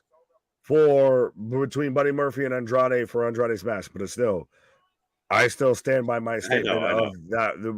That's the match you need to tune into. You need to watch both those matches, and I think that's going to take up the bulk of that show. And if you're going to watch them, you should be watching them here with us, folks. Right. Well, don't worry. Big Dog's got you covered. If laughter is the best medicine, KJ and Nick, you two should have PhDs in medicine because you two are insane in more than the membrane. Well, double fun fact of wait, what? In Cypress Hill live concert, and I do also have a doctorate, allegedly, supposedly. So, wow, shit. I'm not a PhD, but I played a lot of doctor. I don't have a PhD, but I did stay in a Holiday Inn. I didn't stay at a Holiday Inn Express. All right. I had an amateur practice. Abaddon in the Dark Order. Oh! They snuck that in you so fucking fast. Well, boo! Who gives a fuck about Samoa Joe versus Gravity? But we're also getting Kiera Hogan versus Mercedes Martinez, by the way, on Collision. Mercy. Yeah, so I was like, hey, you snuck that in, but that's fucking good. Don't worry, on AEW Dynamite, they're gonna make good on all the good that they did and just give us dog shit of like Chris Jericho and Takeshita versus Garcia. This is gonna be a fucking nightmare. But listen, Aussie Open versus Vikingo and Commander. Anything goes. Garcia versus Beretta versus Penta. Aussie Open versus El Vikingo. And oh my God, Tony Khan. We got to have a heart-to-heart with Tony here. This is where we remember how we just joked about stepping on your own wanker? Yeah. Yeah, that's kind of what's happening here. Tony's used to stepping on bags, but they're just for a different reason. If you know, you know. If you don't, someone ask somebody. But here's the problem, guys, as an AEW fan, and I know I got a bunch of AEW fans in the chat. You have to agree with us, or me anyway, but I know how Nick feels. But you list out, and Nick got excited. Oh, my God, Martinez is back. This is going to be great. We're getting good matches. MJF, FTR, Adam Cole as well. And then out of nowhere, you have Gravity again. So we had to see Gravity on Wednesday. We saw him last Friday. We're going to get him Saturday. Then we got Vikingo 3 times this week. Because we got that contract with Bandito. And when's the last time we seen Bandito? So fuck it. If I can't get it out of you, I'm going to get it out of your brother. God damn it. Your brother's about to do some jobs for free, motherfucker. Right? It just blows my mind. Like there is good shit happening. And then you sprinkle in. Yeah, it's called Collision. Right? But why? Like, again, I don't want to see fucking Gravity on Collision. We're going to see Commander again. Like, how does Commander and Gravity and Vikingo and all these guys that aren't really in the company getting booked so hard? And other guys I never get to see. Help me. AAA, and also, though, still, Gravity, Collision, like, just all of these names are just like, what the fuck? Like, what are the name of Armageddon, Bruce Willis asteroids are we watching right now? Yeah, did I wake up in grade 12 chemistry? What the fuck is going on? Right. Bro, we've got Hikaru Shida coming out right now, taking on Nyla Rose. So who you got? It's got to be Shida, man. Swear to God. Is Hikaru Shida the one that got dragged down, unfortunately, with the rest of Kenny Omega's Joshi style women's wrestling for the division? She was initially very prominent and towards the top of that division. It's true. And then pretty much people got sick of the Joshi wrestling of what the fuck are we doing here, and Sheeta's now had to just kind of constantly be this floating figure throughout it. Yeah, and I mean the same thing here with Keyshawn saying like Nyla Rose hasn't been a threat in ages. Like, yeah, like she was with Vicky, then Sheeta should be a threat though before Nyla. Yeah, absolutely, 100%, much better. I'm a big fan of Sheeta and what she brings to the table, but again, I feel like this is a match from 3 years ago, bro. 100%. This is literally, well, see, they got to do this because this is the only fucking women's division match you could probably have on Fight Forever right now that doesn't glitch out as all shit. But I'm honestly more of a fan. Outside of Sheeta, I would rather see Sheeta or Shafir, who we've got at ringside, than I would see Nyla versus Sheeta. Mm-hmm. Fair enough. Apparently, if Tyrus loses at NWA 75, yeah, me and you have to talk about NWA. No, don't worry. Everybody's been like, I saw people that were praying of like, EC3, you have one job. One job. All you gotta do. You have one job to do. And of all people, you're like, oh, wait, who's he fighting? Oh, wait a minute. The one who loses all the time. Shit. Fuck. Yeah, that's what's been advertised, guys. Is that Tyrus? We're not going to talk about what else has been advertised for NWA 75. If you're going to mention that, did you catch? I'm gonna be down. I'm gonna be down with the clown till I'm dead in the ground. Whoop whoop. Billy Corgan has lost the plot of NWA. He's just smoking all of the good vitamins. You think we got the good vitamins? Corgan's got all of the good vitamins. Yeah, he smashed his pumpkin off a wall and he's not thinking too straight. Like, it is interesting, and no offense, I mean, but it just, come on, in 2023, you're gonna book Violent J. Like, what are we doing here? See, I would do that because I watch like the JCW and stuff like that. Like, I would watch that if I'm gonna just sit there and I'm gonna take the piss out of it. I'm gonna have a good time. Oh, absolutely. Funny watching all of that. If I'm trying to watch a legitimate wrestling show, like let's look at the lineage of the NWA. So the NWA lineage: Ric Flair, Ricky the Dragon Steamboat, fucking Dusty Rhodes. You're gonna go through all Violent J. Tyrus, fucking Imp with a Gimp, like those are all in the same fucking stratosphere. That's the dilemma. It's not that do you boo boo, but as far as Violent J goes, but you were taking over NWA to make it and continue it to be a respected old school studio style show where the pros showed up, and you had guys like LA Knight and you had guys like Aldis and Murdoch who were giving you real old school wrestling. Till one of the best things going was a lot of the buzz coming out of NWA. The Briscoes there all the time, and big names really getting over with really good wrestling, and it just has gone fucking sideways, bro. Right. Example, Bash 8 saying just sell NWA to WWE already, it's over.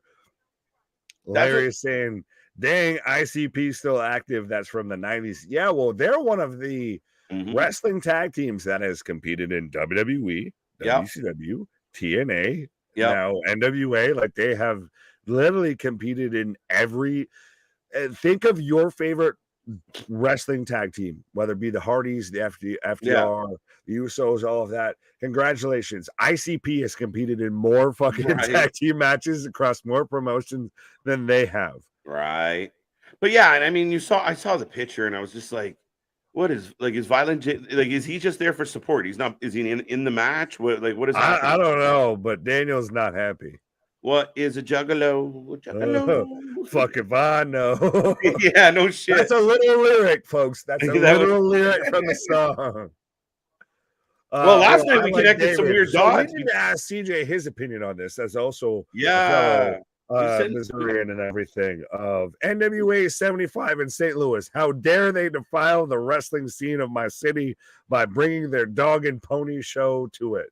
Right. Good God, if Cornette didn't write that, I don't know who did. Right, Dave? That's funny as shit. No, I mean dude, you and I, we watched a lot of NWA together. And then last time we watched NWA, we said that might have been the last time. It was painful. One of my favorite pay-per-views each year. And it turned to the point to where it was painful and it became an afterthought. Uh-huh. You're not wrong, bro. I've got Nyla Rose with what looks like a sharpshooter on Sheeta. Oh, I'm in picture. Yeah. Nick, do you like playing Fight Forever? So, fun fact, I have it on PlayStation, which to my knowledge, still you can't play Fight Forever without disconnecting Wi-Fi to your entire console, without the game crashing. So, long story short, no. But yeah, it's still, to me, what I hate about this is we, between just us on the channel, we have it on 3 different platforms. We have 3 different games amongst each other. So like we literally could not play amongst each other if we wanted to. And also it seems like still, even after all this time, it still seems like such a half-baked game that they just put out there because they couldn't take the fucking backlash that they hadn't put the game out yet. So they get delivered a half-baked product that's just got to get patched and reworked throughout its time. The video game, to me, it kind of sums up how I feel about AEW as a fan all these years now. It is fun, could have been better, and I feel like they rushed it a little due to inexperience. 100%. I was literally the only thing else I would have said that describes AEW more perfectly is just, fun but lacks depth. Yeah, it's just like, I mean, and that was kind of my nice way to put it, right? Yeah. Oh, 100%. And it works across the board. Yeah, it really, if you haven't played wrestling games since like the No Mercy days or the early PlayStation SmackDown, Here Comes the Pain, all of that. Yeah. You probably think it's pretty fun, and it's really fun if you were going to sit there and play it, amongst some friends. It's the Mario Party of wrestling games. But as far as something that you're going to habitually go back to, and especially you're going to play by yourself, not a snowball's chance in hell. No. Yeah. Way. And I mean, listen, we played it live. We put out clips as well, Nick, of like, you go to do a workout and the weights aren't in your hands, or you sit down for a meal and they show the back of your head and it sounds like you're never, what it sounds like. We all know what it sounds like, but you meow, you're like, it's just so simsy. Yeah. And the answer from AEW usually when you question them on the quality of something is, well, we meant to do that. You just didn't get it. Right. Cheetah with a Falcon Arrow. Oh, shit. 1, 2 count. We're getting a history of the Wyatt family. There's a lot of accuracy to all of this. Married Barry. What I was going to say. Mary buried Barry, and Barry got Barry and Jerry and Barry. Mary the Barry. Do you remember? I remember. Like, she kicked out. I didn't know. Can anyone explain to me why we're getting, the 23andMe of the Wyndham Rotunda family here? I have no idea. And okay. Barry went with the father, and then when he joined the Horsemen. I was gonna clean my room, but then I got. Are we going that way? Right, it is very true. Nobody I guess has been in more matches and won more titles across more promotions than the World Warriors. That was their shtick. Ric Flair? I think they were talking tag teams. Oh, if you started this with the whole ICP traveling band thing. Still, to me, what I know mostly in this is more just when I became more of a wrestling fan and everything. To me, Road Warriors is what a rush when they're coming out of like WrestleMania 14, and it's just like, ugh. The Legion of Doom were amazing. they go down as one of my goats. I Oh, loved them as a kid. The Road Superplex. Warriors were, I mean, the Legion of Doom was the WWE-ized Road Warriors, Two as Shafir and they went looking everywhere. like a dime piece. How you doing, Marina? I'll let you choke me out as she puts Jesus. out Nyla Rose's foot on the bottom rope. So Road Warriors or New Age Outlaw New Age Outlaws. Overall, I think the Road Warriors. Okay. It's See, like, I'm of the different mind. I would take, ladies and gentlemen versus What a Rush. Yeah, I think Legion of Doom ends up being like, oh wow. 2, 3, Ashita. Gets Cut rolled. Ashita picks up the win right at the 11 o'clock hour as we're cutting to Man of Steel. Celebrate the women's division. Congratulations. You won it right at the top of the hour. Let's move the fuck along. Ding, here. ding, ding. Let's go home. That was the main event. I didn't even realize. Go home. But see, that's what I would call a decent match. It wasn't great. It wasn't bad. It was decent. Had some clunky moments, but Sheeta, though, looking like this is someone that should be competing, should take on Tony Storm. Then fucking Britt Baker, as thankfully we've got. She looks not great. thankfully we've got the Outcast, the Outlast, the. But do you feel like the women's division ran into a little bit of the problem that the tag team division did? Look, Sheeta looking at Tony Storm. Let's go. Yeah. Let's go. See, the women's division ran into people being injured. That's the biggest thing. That's very valid, but I think, and they're still dealing with it because Hayter's still injured. She's going to miss all out at this point. Yeah. No, I mean, and we saw a lot of broken noses and shit, and I think that goes back to my thing of if you're not consistently working and practicing and working together and getting used to each other, then you have more broken noses, more slips, more botches, more bad timing. Oh, 100%. And people forget still, even when they're like, oh, well, Britt and Taya didn't have a fantastic match. It's like, cool. Well, this is also the first match that they've had together. Like, this is probably up until Ding Ding was probably the most time that they've spent in ring together. Right. You are not wrong, sir. And I think the consistency is king. The Dudleys are the most decorated tag team of all time. Very true. Conrad Thompson should buy NWA and promote it like he did the Flair show last year. That was as a Jim Crockett production with modern talent. I mean, Conrad would probably be true to it, Nick. Yes, but I just don't want to hear fucking Conrad Thompson talk ever again. Like I'm already just picturing of like, if you need legal advice, like if you all of the fucking advertisements and everything of, are you having Conrad Thompson is the fucking NASCAR of pro wrestling. Of this man will fucking slap anything and anything on a fucking sticker or an advertisement or anything. He is the Richard Childress, the fucking Dale Earnhardt, Richard Petty of fucking pro wrestling. Yeah, I'd like you know what, Conrad and JR buy NWA and do it proper. The only way I could see them doing it proper and giving it any sort of a fucking time would be you manage to unearth Cornette to be in charge, to have some sort of involvement. I don't know what spurred this, but call 45 and 2 zigzags. Like we're gonna have a sing along. No, don't worry. We could go through the whole end of this. I can even do the whole joke before the song if you'd really like to, and we don't want to be on YouTube. No, we can't do that. But good morning. Good morning. I said Colt 45 and 2 zigzags, baby. That's all we need. Tony Storm is out here. Sorry. No, it's awesome. 7.5 out of 10.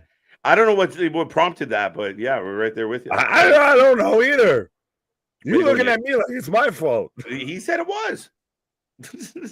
Well, of course, fucking blame me for everything. What am I going to do to defend myself? Yeah, I know. I didn't say that. Go back, run the footage. Yeah. 5 out of 10. A lot of the problem with the women's division is Baker for both politics. Yes. this is something I was going to say before we got interrupted at the end of the match, but I feel like the women's division got treated like the tag team division, and you ran into politics. So as you had more talented people coming in, they kind of got held back, and it always seemed to be the Brit show. And, you know, we saw that with the tag team division. We saw the nepotism, and it hurts the brand. It hurts the division. I agree with you in the sense that, because I don't think, well, I don't want to speak fully on the whole Brit Thunder Rosa thing, because that's a whole other fucking thing.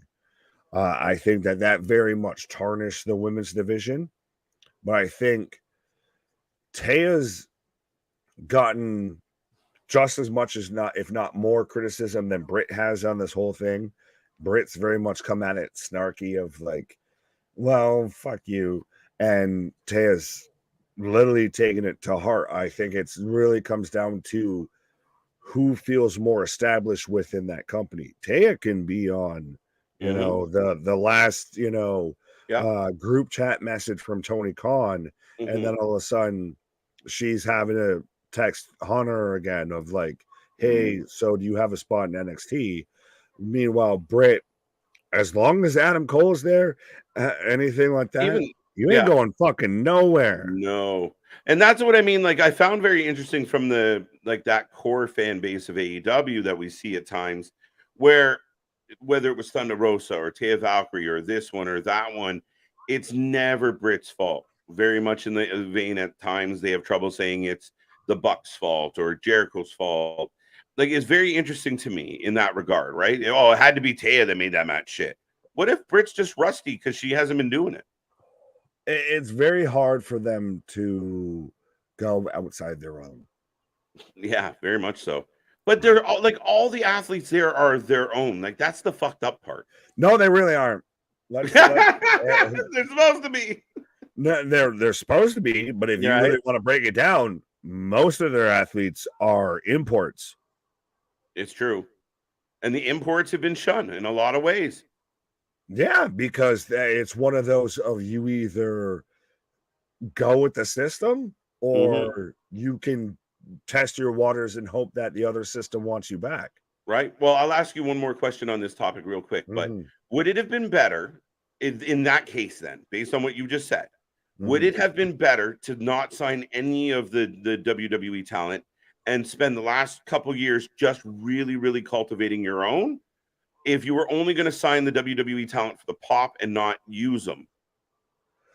Oh, so you got me on the fucking caveat there, because at the back end, I have to agree with you on that. If you're going to do that, if you were just signing them for the pop, then yeah. But if this was anyone outside of Tony Khan, you want that talent. Oh, well, I almost don't want to say you don't overextend and don't sign more talent than you need, because I feel like every other promotion, every other company outside of Vince McMahon has done that, because he's the fucking funnel at the top of any sort of talent coming through. But I think you very much differentiate.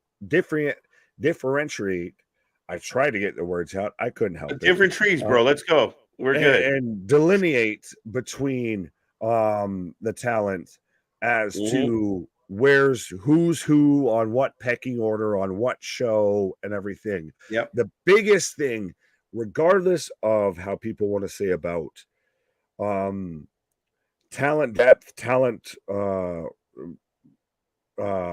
just the talent on the roster, the TV time, anything like that. The biggest thing that's hurt Tony Khan is he has no team around him. He has no one to bounce ideas off of that aren't going to just say, yeah, that's great, Tony, because you signed my fucking paychecks.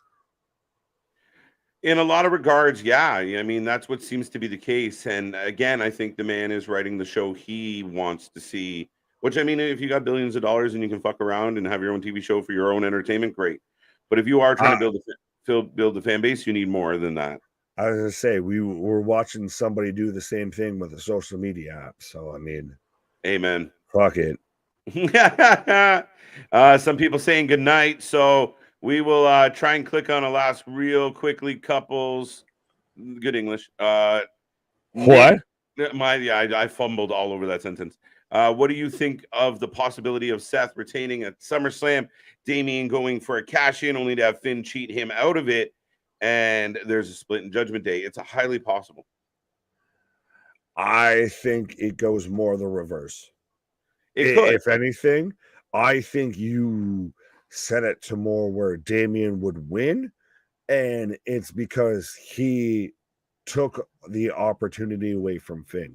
I think you go that storyline reverse. Like I said, I mean, I would be perfectly okay if Damian Priest leaves SummerSlam as the champion. I really would.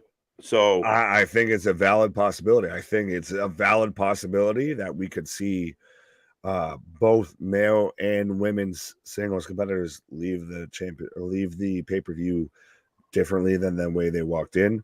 And I think they could both be because of briefcases.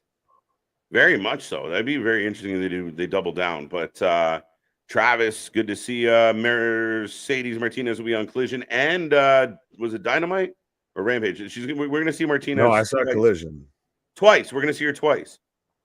Oh. Yeah, it's the interesting part. Like on the graphics, you get Commander twice. You get this, it's the gravity. Like, what the hell? But yeah, Mercedes is back. Yeah, you get gravity that goes up and down, motherfucker. It's got to go the other way, right? Right. Dixie started bringing in a lot of WWE people, and it did more hurt TNA than help it. Khan's making the same mistake. I think that's the biggest part of that plays into. I don't know why I hit my mic there. Plays into who was around and making the booking decisions, because let's not act like having Kurt Angle there, having Sting there, those weren't big additions that worked well.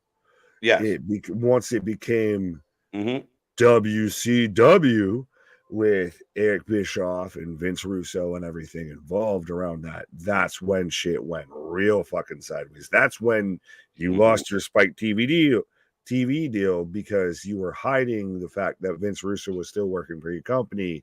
Except Vince Russo can't figure out how to click attachments or CCs on an email. Right. Where are we going with this? Oh, the comment about Lance Archer being a part of the Dark Order. I've heard rumors of Jake the Snake and Lance Archer kind of being like taking over the Dark Order and kind of giving it an edge. The Snake Order. Then they just become fucking the Slytherin of AEW. I can see that now. Malfoy is Lance Archer. Book it, Tony. Right. I know you can't book shit out, so book it. Fair enough. And NXT still signing a few indie wrestlers like Eddie Thorpe, Brian Pillman Jr. Yeah, they got the money. Go. Ex-AW, ex-New Japan. How the fuck are we calling them indie wrestlers? Like, this isn't like signed from CZW or PWG. Like, these are guys that literally they're to an extent almost, well, Pillman not so much because he got let go, but these are guys almost getting more cherry picked from the, I don't want to say the big three, or like in that upper echelon as promotions. It'd be like if Jordan Gray showed up in WWE, Nick Aldis shows up in WWE of WWE signing local independent talent, Nick Aldis. Like, what the fuck are you talking about? Right. The Order of the Snake. I'm a snake. I hear voices in my head. They talk to me. LA deserves by Randy Orton.